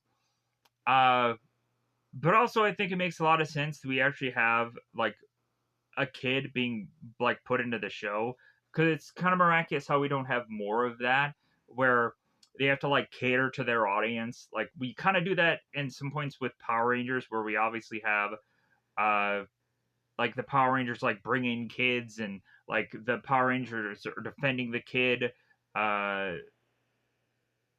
as the putties are to arrive, and yeah, like, it's a whole lot of hullabaloo about that. And sometimes the kids end up getting kidnapped, and yeah, like, it's a whole thing, like, where it would make a lot of sense to uh to reasonably have, like, a kid being put into the show because it's their target audience.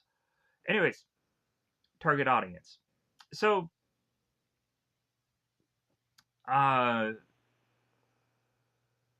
but the reason why Billy is so interested in lizards lately is because there is seemingly be lizards in the background of the lab, kind of foreshadowing uh, from episodes before where I'd gone on and mentioned this. And that was my real true interest, because eventually in this episode they end up actually bringing it up and talking about it. So Martha and Connor make their way to bed, as it seems that Peter is to now go on and start to make his way looking through his photos. Come to find out, his photos again are useless, because every single one of his pictures had some kind of flare on them or some kind of flash. And Peter cannot use these photos. So he's like, the window had gotten the flash. So yeah, the photos are all ruined. So Connors goes on to just kind of touch his arm, and then all of a sudden his arm starts to have all this like all this like uh all these tentacles that seem to be wildly coming out of it, and then Connors ends up all of a sudden regrowing back his arm. So Liz looks at Connors' arm and she's like, "Oh my god, what happened?" And then she's like, "Oh my god, I can't believe it." So Martha ends up going on like, "Well, hey, what did you do? Like what worked?" So Connors goes on to explain to Martha that he's been using lizard formula DNA, and like if you think about it, some lizards can go on and regrow limbs. And Martha's like, "Well, yeah, and some lizards stick to walls and eat raw meat, but like like and so like are you going to go on and get any of those kind of characteristics?" So Martha is telling like Connors is like, "Well, you're risking your life by doing this." And Connors is like, "But look at the result. I have my arm back." So Connors is like, "Don't you see what this means to me? Like to the world?" Like he's thinking about the grand scheme of things where he can go on and rebuild limbs and be able to like have this be able to be his Nobel Prize winning work.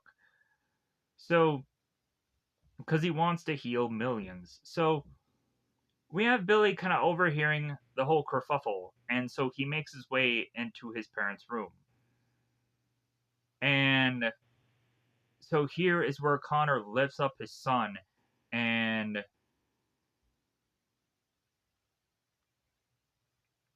Billy is just shocked by anything of like, "Oh my god, Dad, your arm." So the family hugs, they embrace, and they're later going to go on. They're going to celebrate. It's all going to turn freaking cattywampus, and it's all going to be turned into crap. But still, like they're going to celebrate. So here's where Flash and I believe Kenny are going on, and they're throwing balloons, hoping to hit Parker here, as they want to go on and do their usual pranks. I had gone on and also like heard the interview of the guy who had also done Flash in this show. And it was kind of interesting how he had gone on to talk about how eventually he was just kind of like doing this show, and eventually he did other voices, and he went on to uh, be like Flash, and then he was like Agent Venom in the show, and a number of other kind of just things and whatever of the Flash characters. So I'm like, okay, cool. Like that could be all the more interesting to eventually check out somewhere down the road. And uh like also knowing that the guy that did the voice for Flash of the show also did Anakin in the Star Wars things and the Clone Wars. And uh like I would go on and to have probably seen the Clone Wars a bit of show, so it's kind of interesting to just kind of see like how like these voices to me aren't like distinctively similar. But that's also just kind of rather interesting. So anyways, so Flash is to go on and start chucking balloons at Parker, and Peter's spider sense goes off. So I'm like, so Peter is not going to be able to get hit with these balloons. But then again, also, like, Peter technically has to get hit by the balloons because if he goes on and if he shows that he's too good at this, then, like people are going to get suspicious. Like, it's all about, like, how when uh Parker in the Spider-Man movies, like he goes on to dodge every bit of everything that Flash is to throw at him in the movie, and everybody just starts to really freak out because they don't quite get it. Like that is to go on and make a lot of people suspicious about Parker, which in all honesty doesn't quite make sense to me, because if you think about it, like, I don't feel that anybody is to look at Peter Parker and is to remember much about him. Like, I think that he's just a forgettable character, in my opinion. So, I don't think that there's a lot of people that would probably grow suspicion if Parker is to all of a sudden being able to, like, just dodge all these balloons. Like, you can just go on and just say that it's like, well, like, that seems to be just kind of miraculous, but, like, there's no one that is going to go on and put two and two together that Peter Parker is to go on and be actually Spider-Man, considering he dodges 4 out of 5 balloons. Like, you would just go on and be like, well, like I guess he was just lucky for once. And then probably he just knew that Flash was going to just do something. But so Peter Parker ties his shoe to then dodge a balloon, and then eventually, when Flash tries to chuck more balloons, Peter then actually does dodge a lot of them, and then Rand is looking at Peter. It's like, man, check out the moves on Parker. But then again, or he's going out like, check out the moves on Parker. Uh, like, I think that probably the person that plays Rand uh, probably is the same guy that does the voice for John Stewart Green Lantern. Because if you kind of match the two voices, I think his name is Phil Lamar. You can correct me if that's wrong, but I'm sure probably I didn't go into IMDb and kind of look this up on it. I probably should have, as well as also I should have actually looked of who the Rhino character was, considering I probably should have. Maybe I'll pause here and actually do that.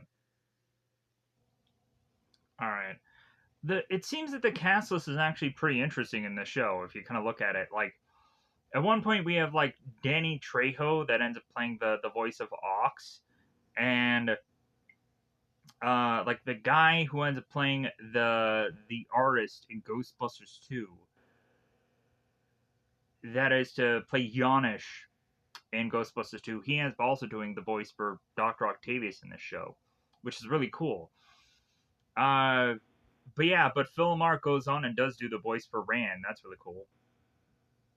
So I'm like, okay, that's why the voice kind of just stuck out. Come to find also, the actual name for the guy who is Rhino in this show is actually Alexander, or Alex, they end up calling him.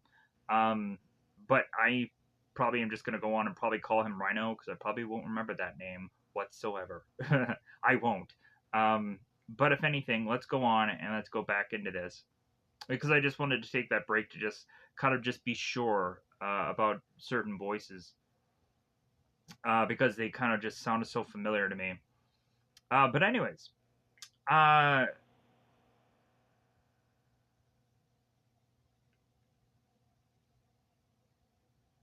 and come to find out, the person that goes on and is to actually be the Green Goblin won't actually be doing the voice for Green Goblin, sadly enough. Like, the guy that goes on and does all the Wolverine voices most of the time, and all the, like, I think, like, every time I go on and I hear him, I'm like, he just sounds like Wolverine. But, like, really, when you think about it, you have characters that go on and they do like 50 different voices, and like,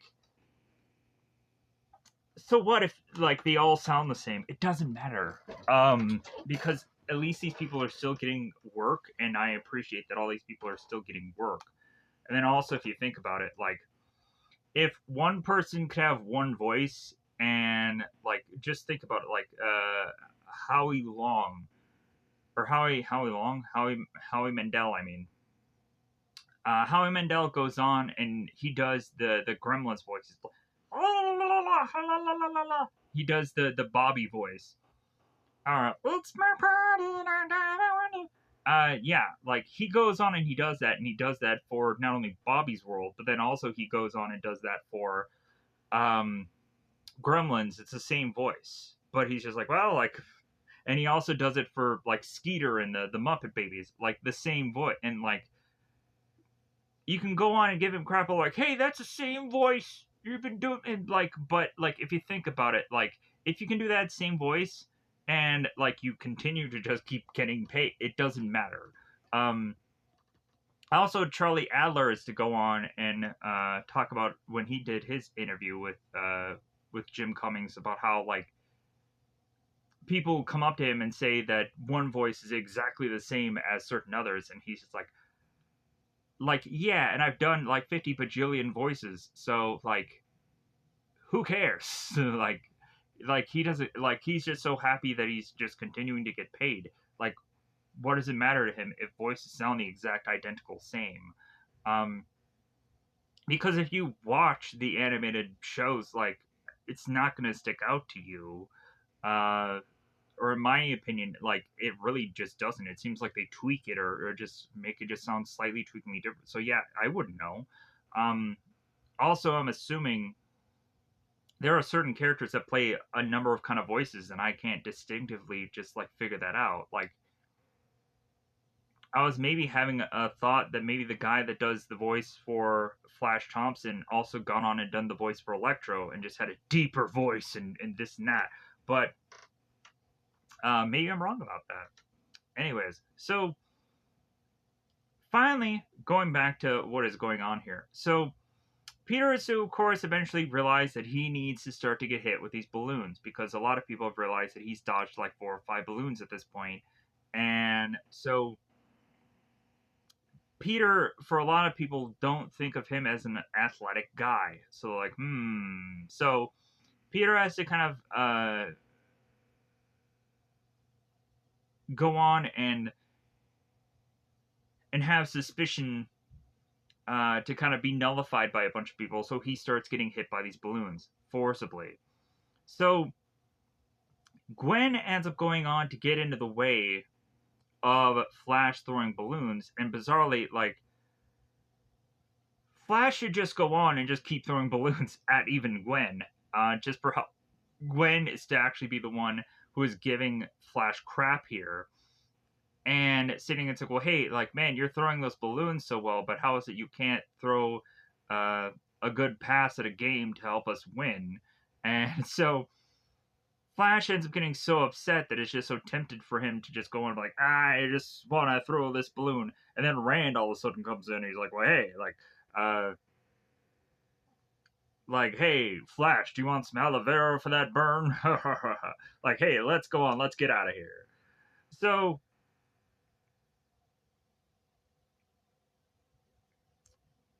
we, so Gwen and Peter make their way off. Uh, to uh,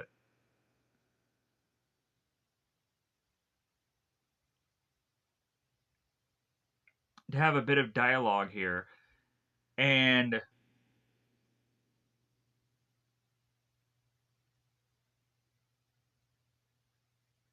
we have Peter that's just kind of dealing with a lot right now. So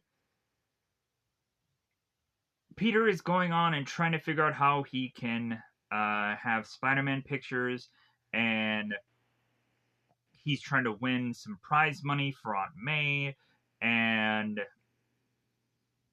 like he didn't ask for his life to go the way it is. That he didn't ask to be broke or semi-grounded. And Gwen is to go on and tell Peter, it's like, well, hey, you're smart enough to figure it all out. And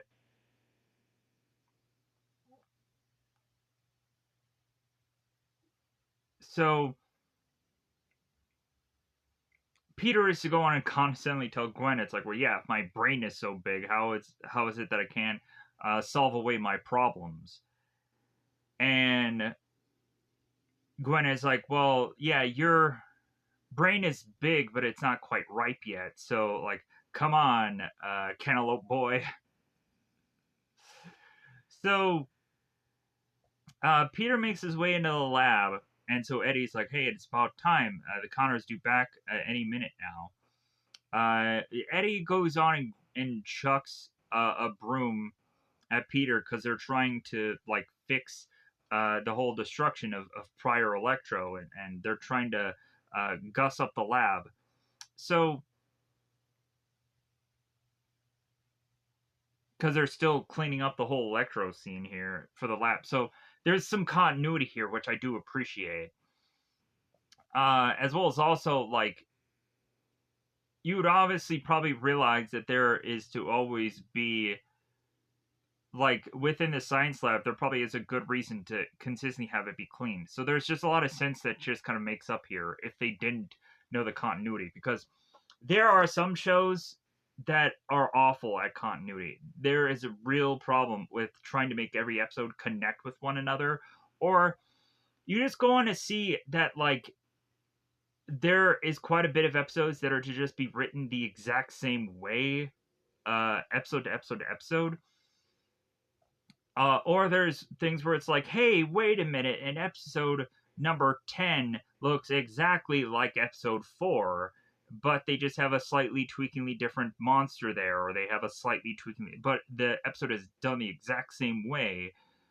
And, like, hey, what the heck is up with that? And there's a lot of times where they also go from season 1 to season 2, and, like, in season 2 they, like, revisit stuff, but it also feels like when they revisit stuff, that also, like, the episodes end up coming off as like, hey, they're just going right back to that same well again, for that exact same episode, and it just doesn't feel fresh, to where you're going on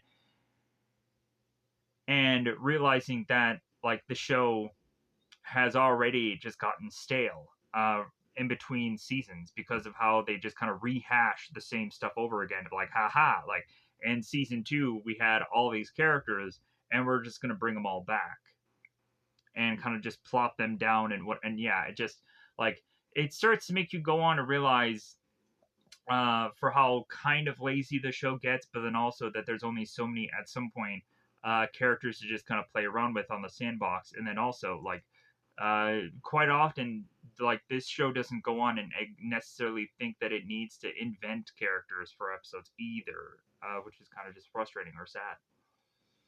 That no one is going to go on and take the time to invent a character for this show.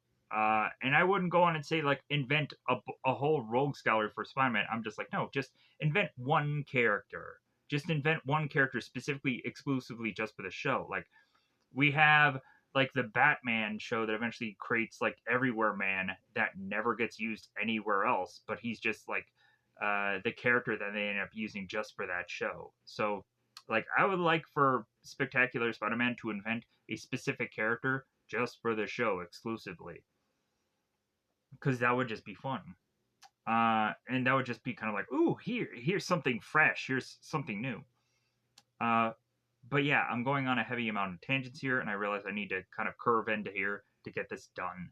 And then also, this video is probably going to take like 4 hours anyways, and it shouldn't. So, the Connors family is going on and celebrating with some cake here, and Connors goes on to shake Eddie's hand, and then Eddie realizes, wait a minute, like, you're shaking my hand with the right hand. Wait, what's going on here? So, we then fast track to have both Connors and both Eddie now arm wrestling. I'm like, isn't this a little strenuous to go on? Like, I'm sure that this arm doesn't exactly have much muscle, but it seems that, we have Eddie that is to lose in arm wrestling, or we see that Connors is to lose his arm wrestling, thing against Eddie here, and then Eddie apologizes for beating him, and then Connors is like, no, no, no, no, like, don't you realize here, like, this is amazing, this is wonderful, like, I wouldn't think at all that I'd be losing an arm wrestling, tournament whatsoever with this arm. So yeah, so, like, I'm completely fine about winning or losing. So, and also they're thinking about the future implications that this is going to go on and lead to with this whole, like, fixing the amputating, world and what have you. So, uh, and Eddie is thinking about how this whole experiment is going to go on and possibly give them the Nobel Prize. And I'm kind of curious, if Electro did not go on and electrify this formula so much so, like, would we still go on and have Connors not turn into this lizard guy? Or would we go on and have Connors not have his arm grow back? I'm just kind of curious about all of that.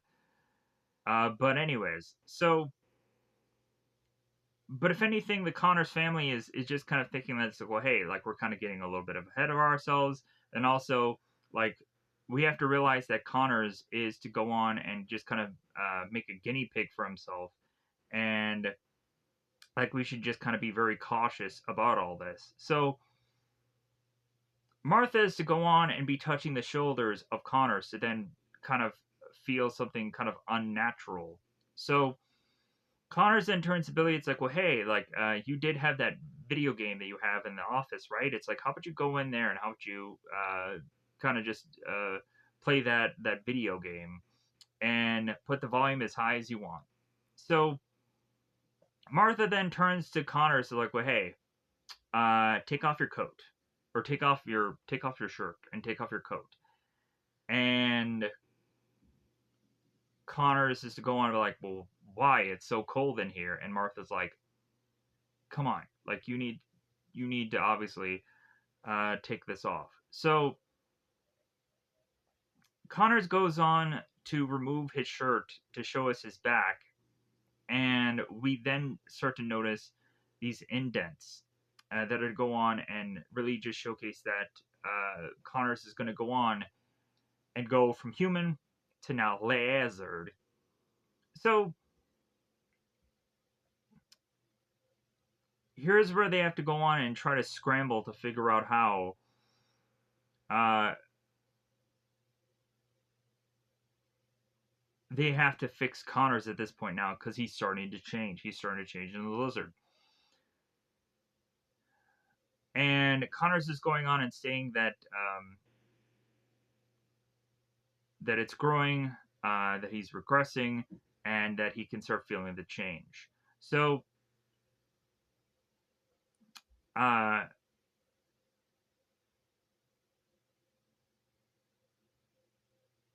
and also like Curtis starting to realize that the longer and longer things are going on, that he's starting to lose control. So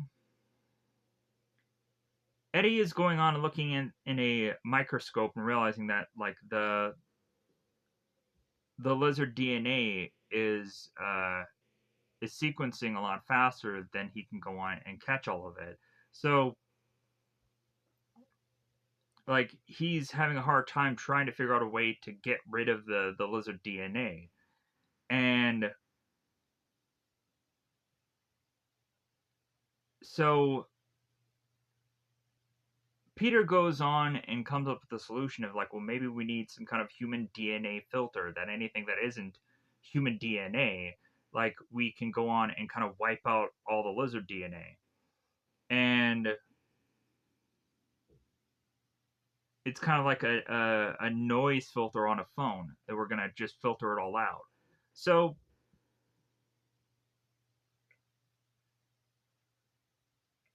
they end up calling it a gene cleanser. So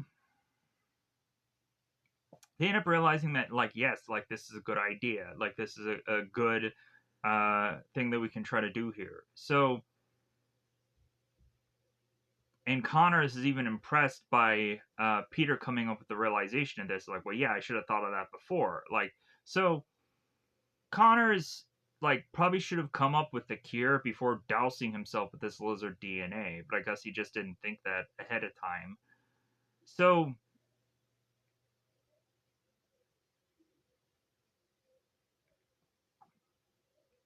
and while also like when Peter is kind of overhearing about the DNA cleanser, like Peter is realizing like, well, hey, if this can also cleanse lizard DNA, maybe it also can cleanse spider DNA. And Peter can go on and have the ability to choose whether he wants to be a Spider-Man or not. When you honestly think about it, like there are also times when Peter is to go on and go through a change of himself where he eventually goes on to become this big, huge, massive spider creature character. And you would think that that would probably be the time where Peter would go on and think that he should probably use that cleanser right then and there. Because for how Peter is going on and morphing into a much more spider like character, you would think that the cleanser would probably go on and help him out within that situation. Uh, but yeah, let's go on and let's continue to make our way through this episode. So Billy is to kind of technically overhear what's going on, and then he rushes to make his way back to the computer, pretending that he's doing something. And Peter notices Billy off in the distance, so Peter goes back in the room and starts talking to Billy. So Billy immediately tells Peter that he doesn't want to talk about what's going on out there. And so Billy goes on and instead is to talk to Peter about like the lizard books he's been reading. And within these books they go on and they talk about how lizards can lay 100 eggs and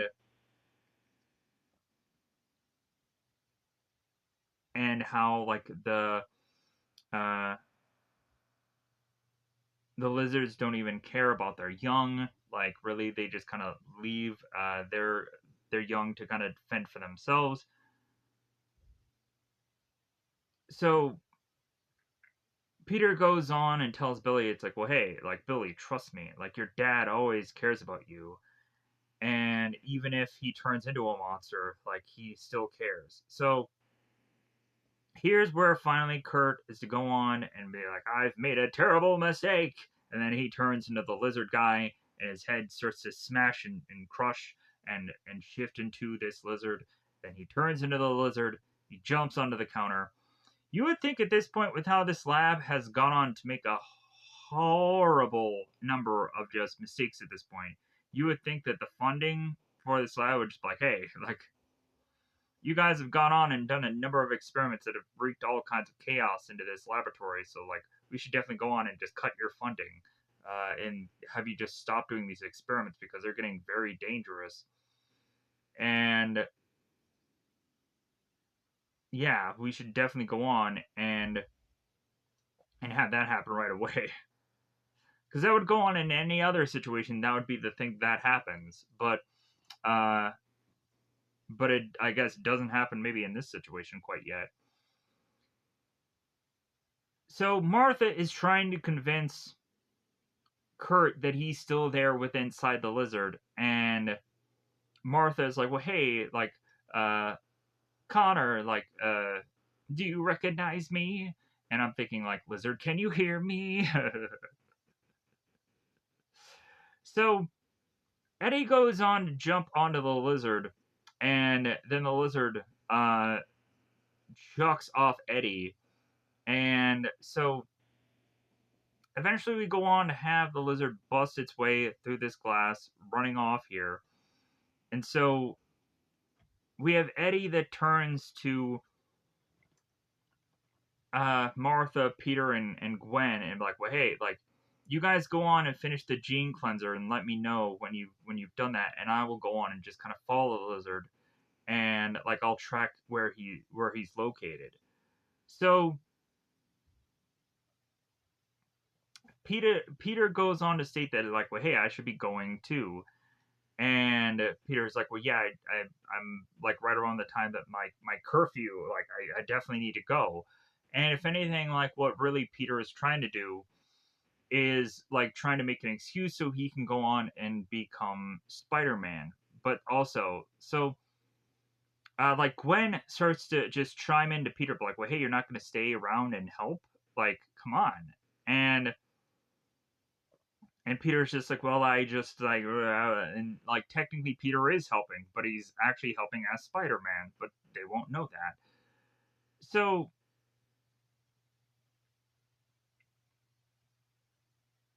and Peter just continues to just go and tells Gwen, it's like, well, like I have to go, like my aunt, like I can't be late, she'll worry. And so Peter then leaves, and Gwen is like, how could he just leave? And Martha ends up telling Gwen, it's like, well, maybe he's just scared. Maybe he's overwhelmed.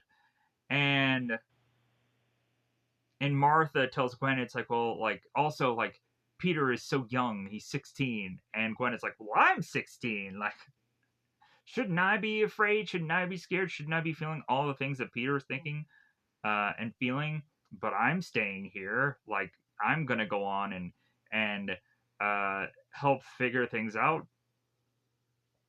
And Martha's like, well, I know, and thank you. So Peter runs off to get into his Spider-Man costume and web swing his way uh, to what, of course, to be where Eddie Brock is, which is be this train station. We have at one point where a police officer is to notice this lizard, and the gun ends up getting taken away from him. So as Eddie makes his way through the station here, uh, we go on to have one woman who is to spot this lizard and is to just kind of stay in this very uh, kind of just small area, and she has this light blue hair, and all of a sudden she has this bit of juice that falls on her forehead, and then the lizard ends up opening his mouth, thinking that he's gonna have a bit of a meal, and Spider-Man ends up coming swinging in to grab Lizard and throw him onto what is to actually uh, be the wall here to just kind of web him up here to just kind of try and stop him here. So Peter is to try and think that he can go on and talk to the Connor side of this lizard and convince him to go, hey, like we need to get back to the lab, like before you do anything, like you understand, Dr. Connors. And so the lizard busts through this web, and Spider-Man is to be grabbing uh, like lizard's neck via the forearm here, forcing him, like just kind of pushing him just to be able to have Peter not get bitten or hurt by Connors here. And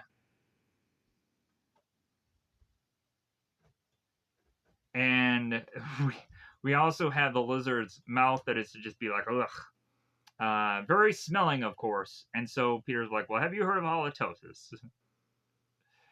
So it is kind of interesting how like the lizard goes on and changes and then immediately is to just have a bad smelling breath and what have you. So we then go on to have both the lizard and Spider-Man facing off on this train. So as they're continuing to duck all of these uh these girders, these metal uh poles of such, we have at one point where Peter is to kind of have his hand just kind of positioned, and the lizard goes on to put its tail and slams onto Peter's hand, breaking it. So this is an interesting bit of development here, where we're actually to see like what would go on and happen if Peter doesn't have the function of one of his hands. Like we go on and at some point see in a plethora of different kind of Spider-Man things that at some point Peter does go on and get injured, and what is he going to do when he has that injury occur? Like also like does Spider-Man have some kind of healing factor? Would we have to assume no? Then you would think that would be odd of like wouldn't Peter have to explain away his injuries to a number of people? Also like how would Peter go on and yeah, like we obviously like within the next time we see Peter Parker, we don't see him with like a brace or anything. So obviously, like he must have some kind of healing factor, it seems, or otherwise, uh, like that I think is like the biggest problem of the show. Anyways, moving on. So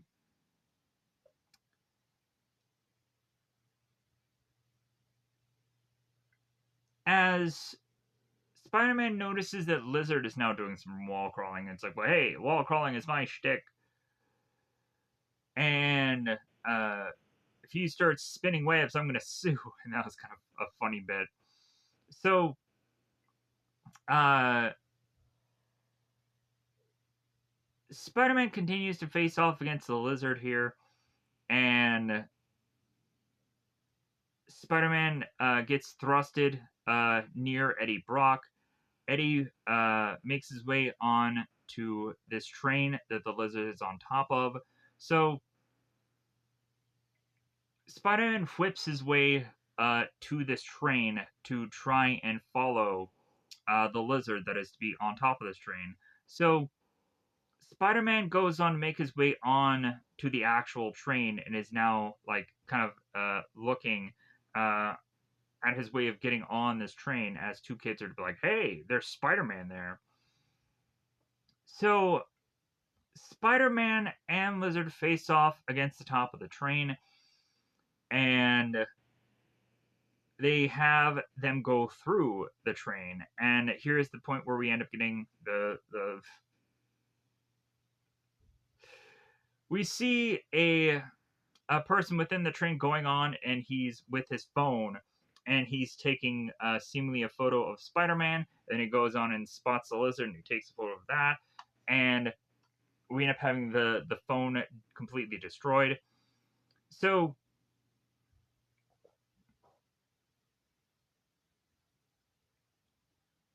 we go on to just continue to have Spider-Man and Lizard fighting here, which forces them to break through this window. And as Spider-Man is to be underneath this train trying to figure out where the lizard is, the lizard grabs Spider-Man's head, and we continue to just fight on top of this train to the point where there are so many girders and there are so many poles here that Spider-Man just needs to just stick himself to this train in order to dodge all these things coming at him. So at one point, Lizard is to be at the very tail end of this train, ripping off anything that is to go on and be uh, at the back of it so he can kind of figure out a way to get rid of Spider Man here. And this finally does go on and separate both Spider Man from Lizard and realize, like, okay, like, there goes plan A. So we then have, of course, both Martha and both Gwen that are going on to try and come up with this gene cleanser thing. So we have Spider-Man dropping in to uh, to try and get the gene cleanser, and we have Gwen that turns to Spider-Man. It's like, well, hey, how is it that you knew that that you needed that we needed your help? And Spider-Man is like, well, my spider sense tingled. Yeah, I'm sure they have no idea what a spider sense is, or like it just that they go on and explain things away. So conveniently, Eddie Brock goes on and calls and states that that Lizard has made his way to the Bronx Zoo, and so Spider-Man goes on and takes the gene cleanser and is to go on and say like, all right, um, like I'm on my way. If anything, just tell your friend there that he just needs to stay like a pretty good distance, so that way he won't get hurt. But we obviously know that Eddie Brock won't listen to any of that now, will he? So we're almost done here. We're on the home stretch. Also, so Martha goes on and turns to Gwen. It's like, well, hey, can you watch over my child while I go on and I leave? And Gwen is like, well, sure, I will. So Gwen goes on to find out that Billy had gone on to listen to this whole conversation within the phone, and then eventually we'll see Billy make his way to the actual Bronx Zoo. And they'll have to go on and they'll have to explain how he got there so quickly. Billy will. Because it's like, well, hey, did you go on and did you like skateboard your way all the way here? And Billy's like, no, like I just grabbed a cab. And it's like, where did Billy have the money? But again, just a lot of just holes that are kind of going on here. So we come to find out that Lizard is to be in a more comfortable space in the world of reptiles. So Eddie is to go on and realize that the world of reptiles, it seems with Lizard making its way into it, is to unleash a whole bunch of animals within that exhibit. So there's just a bunch of snakes just all slithering around, like Mr. Slithers. Mr. Slithers. Yeah, I'd gone on in the Mighty Morphin episode where Rocky, Adam, and Aisha they end up getting held hostage, and there ends up being a snake being brought in to supposedly turn them evil, and I end up calling that snake Mr. Slithers just because it was funny. So Spider-Man makes his way to talk with Eddie here, and for all of, in all honesty, like Spider-Man's like real, true, legitimate friends, no one is to go on to recognize the voice that Peter and Spider-Man are to have the same voice here.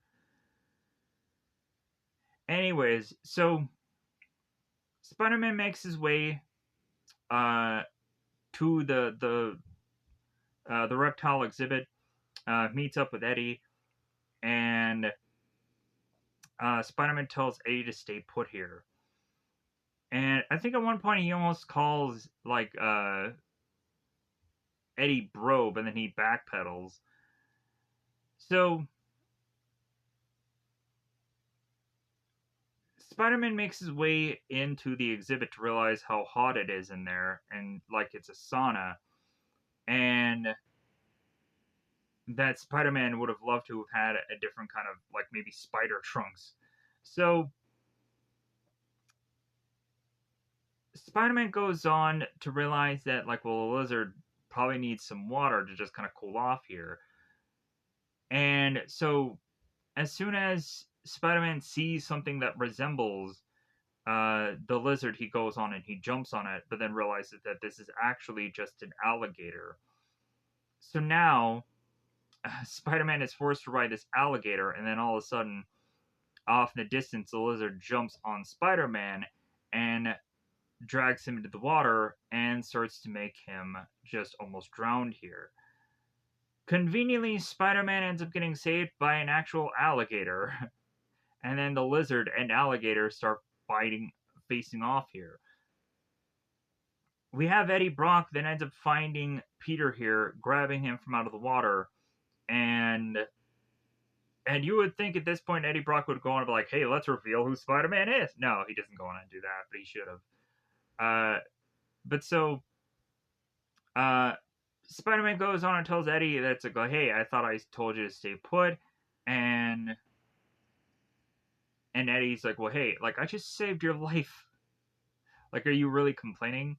And here's where like Spider-Man goes on and says like, "Hey, no way, bro." And then Rocco's like, "What?" It's like, "Oh yeah, right." like, "Oh, let's get out of here. Let's focus on something else." So, uh, and so he goes on to state that it's going to be very hard for them to go on and get the lizard to take this medication right now. So Spider-Man figures out that they need uh, a different place, and so they need to make their way to the polar bear exhibit, so that way the lizard is to go on and be in a much more cooler place, because it seems that the cold water will slow him down more. So they're like, okay, all right, so we're gonna figure this out. So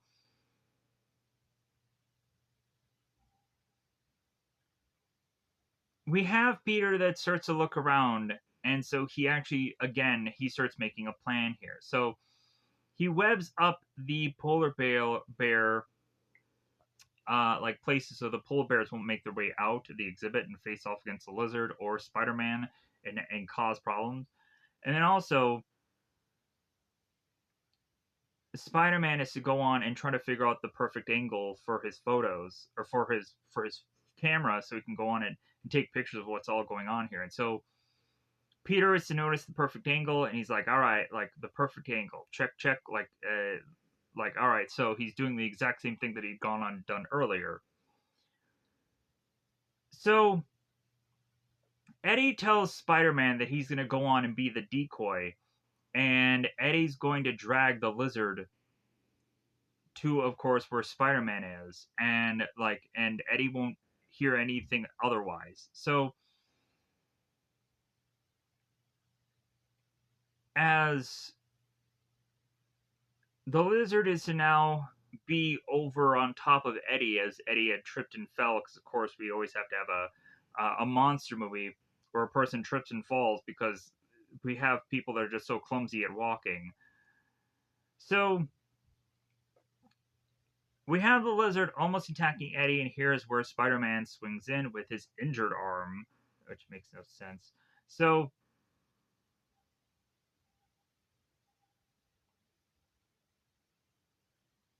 we go on to have, of course, like, the Lizard does go on and get a good advantage on Spider-Man even here, and gets a drop on him. And so the Lizard goes on and tightens his tail around Spider-Man here, and smacks him against this pole, and is to grab his face. And here's where Billy comes in, of like, "Hey, Dad, stop! Uh, you don't have to be a lizard. It's still my dad, my dad." So the Lizard is to go on and grab Billy by his tail, and go on and show some aggression here.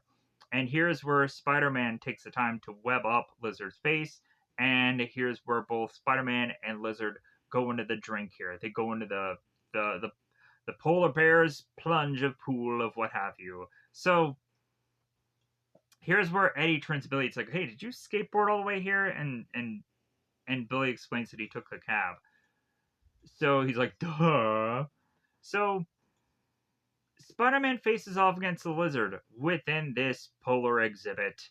So Spider-Man is desperately trying to open up the Lizard's mouth here to try to get this gene cleanser in. And this kind of reminds me of Secret of the Ooze, the Teenage Mutant Ninja Turtle movie, where they're trying to go on and figure out how to get the uh, Tokar and Razor to try to digest the cubes. "Oh no, the cubes!" "They figured out the cubes!" And then, like, they end up getting chucked around, and the whole chaos ends up happening with that. And then eventually they end up having to have the fire extinguishers within their mouths to for the CO2. Yeah, yeah, yeah. That whole movie, that whole tale, anyway, is pushing on. So Lizard ends up flinging Spider-Man into his own webbing, and we almost get to a point where, like, this is looking fairly dangerous for Spider-Man even. But so, but Spider-Man and the Lizard continue to fight here, and so the more that they continue to fight within this water, we have at some point where Spider-Man is to notice Billy's skateboard, and so he webs the skateboard, having this be kind of a shield for him to go on and use Spider-Man against Lizard, who's opening his mouth, trying to munch on Spider-Man here. So here's where finally Spider-Man can figure out a way to use this gene cleanser and put it in Lizard's mouth. So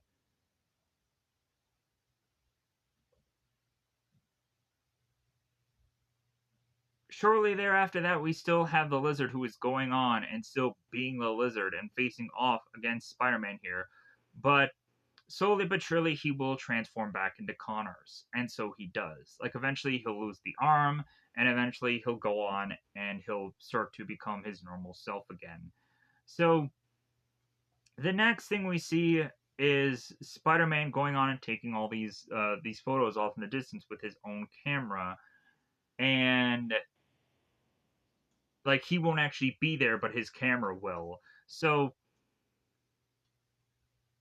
we then go on to have the Connors, Eddie, and Peter and Gwen, all going on and seeing the newspaper report about Spider-Man against the Lizard. And so it's like, oh, well, like, who is to go on and print a story like this, and then come to find out it was actually Peter Parker's camera? It's like, oh, like, I feel so betrayed. So we would go on to have like, oh, so this is what you were kind of doing instead of helping us out, you were trying to get your money for these photos. And so people were starting to kind of throw some shade at Peter, but then also like Connors is like, well, like who am I to throw stones? I had been a monster, so I'm going to leave here and just be all sad and boohooish. So uh but Peter goes on to state like, well, hey, within the story, there's no evidence that Connor was the lizard or anything like so. Like, there's nothing that's going to go on and have this backlash onto to Connors or anything.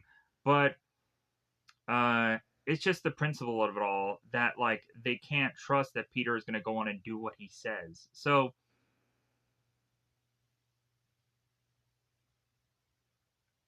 and also Eddie's just kind of upset with Peter how like instead of going on and helping them come up with an antidote, he instead to go on and follow Spider-Man and take pictures of him because he wanted to win some contest. So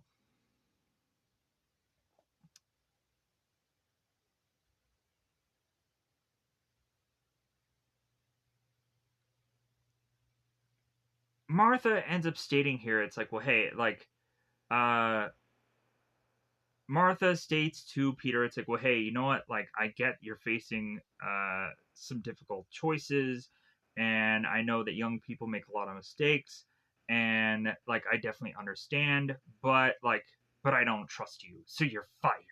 You're fired, Peter. I'm gonna fire you. So before Peter leaves, he takes one of the DNA cleansers and he leaves. And Glenn is just, or Glenn, Gwen is looking back at Peter like, how could you? I'm betrayed. So Peter goes on to make his way back home, and he's just like, man, I've never asked to be Spider Man. I never asked for these powers. I never knew it would mean uh, I would bash up my hand. A hard 9 p.m. curfew, no job, and friends who all think I'm scum. It's all just a twist of fate. Bad luck, a random bug bite. Easily, easiest decision I have ever made to just look at this cure and just be like, you know what, let's douse this down so I can just be done with this Spider-Man. Spider-Man no more. I'm done. Like, let's cancel this show. We're already 3 episodes in and we're like, canceled. So but then all of a sudden, Peter is to look at the photo of both him and Ben Parker. Is like, god dang it, like I can't go on, and I can't, in good conscience, drink this DNA cleanser because I made a promise to Ben Parker. With great power comes great responsibility, and also Peter realized that he had gone on and he had saved people. He had saved the Connors family. And regardless if they know that it's him or not, like he still went on and he still helped people. And that is to go on and make Peter realize, like, well, hey, like I did the right thing by not taking this DNA cleanser, but I'll just kind of keep it like underneath my nightstand just in case.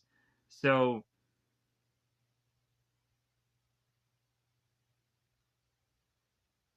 and Spidey will say because Spidey is needed. And so uh, Peter webs up his DNA cleanser and he goes out and is to do yet another night patrol. And in all honesty, you would think that like regardless of like Aunt May's curfew, you would think that like Peter could pretend that he is to go on and make his way home at the right time, but then again, he could use his spider web crawling to escape to just go on and fight justice for this day. But like, it's always a coincidence that like, as Peter is to go on and try to fight some kind of patrol kind of thing, it ends up right around the time that his curfew is up. So with that said, I'm going to go on and try to get out of here because I realize that this video is going to be 3.5 hours now. God dang it. Only 3 episodes and still 3.5 hours long. Jesus crimey. Like, how can I, like, there's no way I can go on and make these things shorter, it seems. It seems that they all have to be these long-winded discussional things, and I just have to go on and just be like, God dang it. Like, when was the point when I could go on and make these things shorter? Like, in my memory. Like, when either seeing 3 episodes or 10 episodes, they always end up going on for hours. So, like I think I just need the right piece of content that just goes on and just is to either be summed up so quickly by me that I can go on and just kind of skedaddle out of here and just be done with it. Or like it just probably gets to the point where all this detailed stuff just doesn't matter anymore for me to actually do it. To where I just need to go on and just do the summing up of the episodes and that's it, and just have that just be the reviews. But I'm gonna get that out of here so this video can. I'm gonna have to fuse some clips together of the early stuff and this. So I'm gonna get out of here. Goodbye, everybody. Bye, everybody.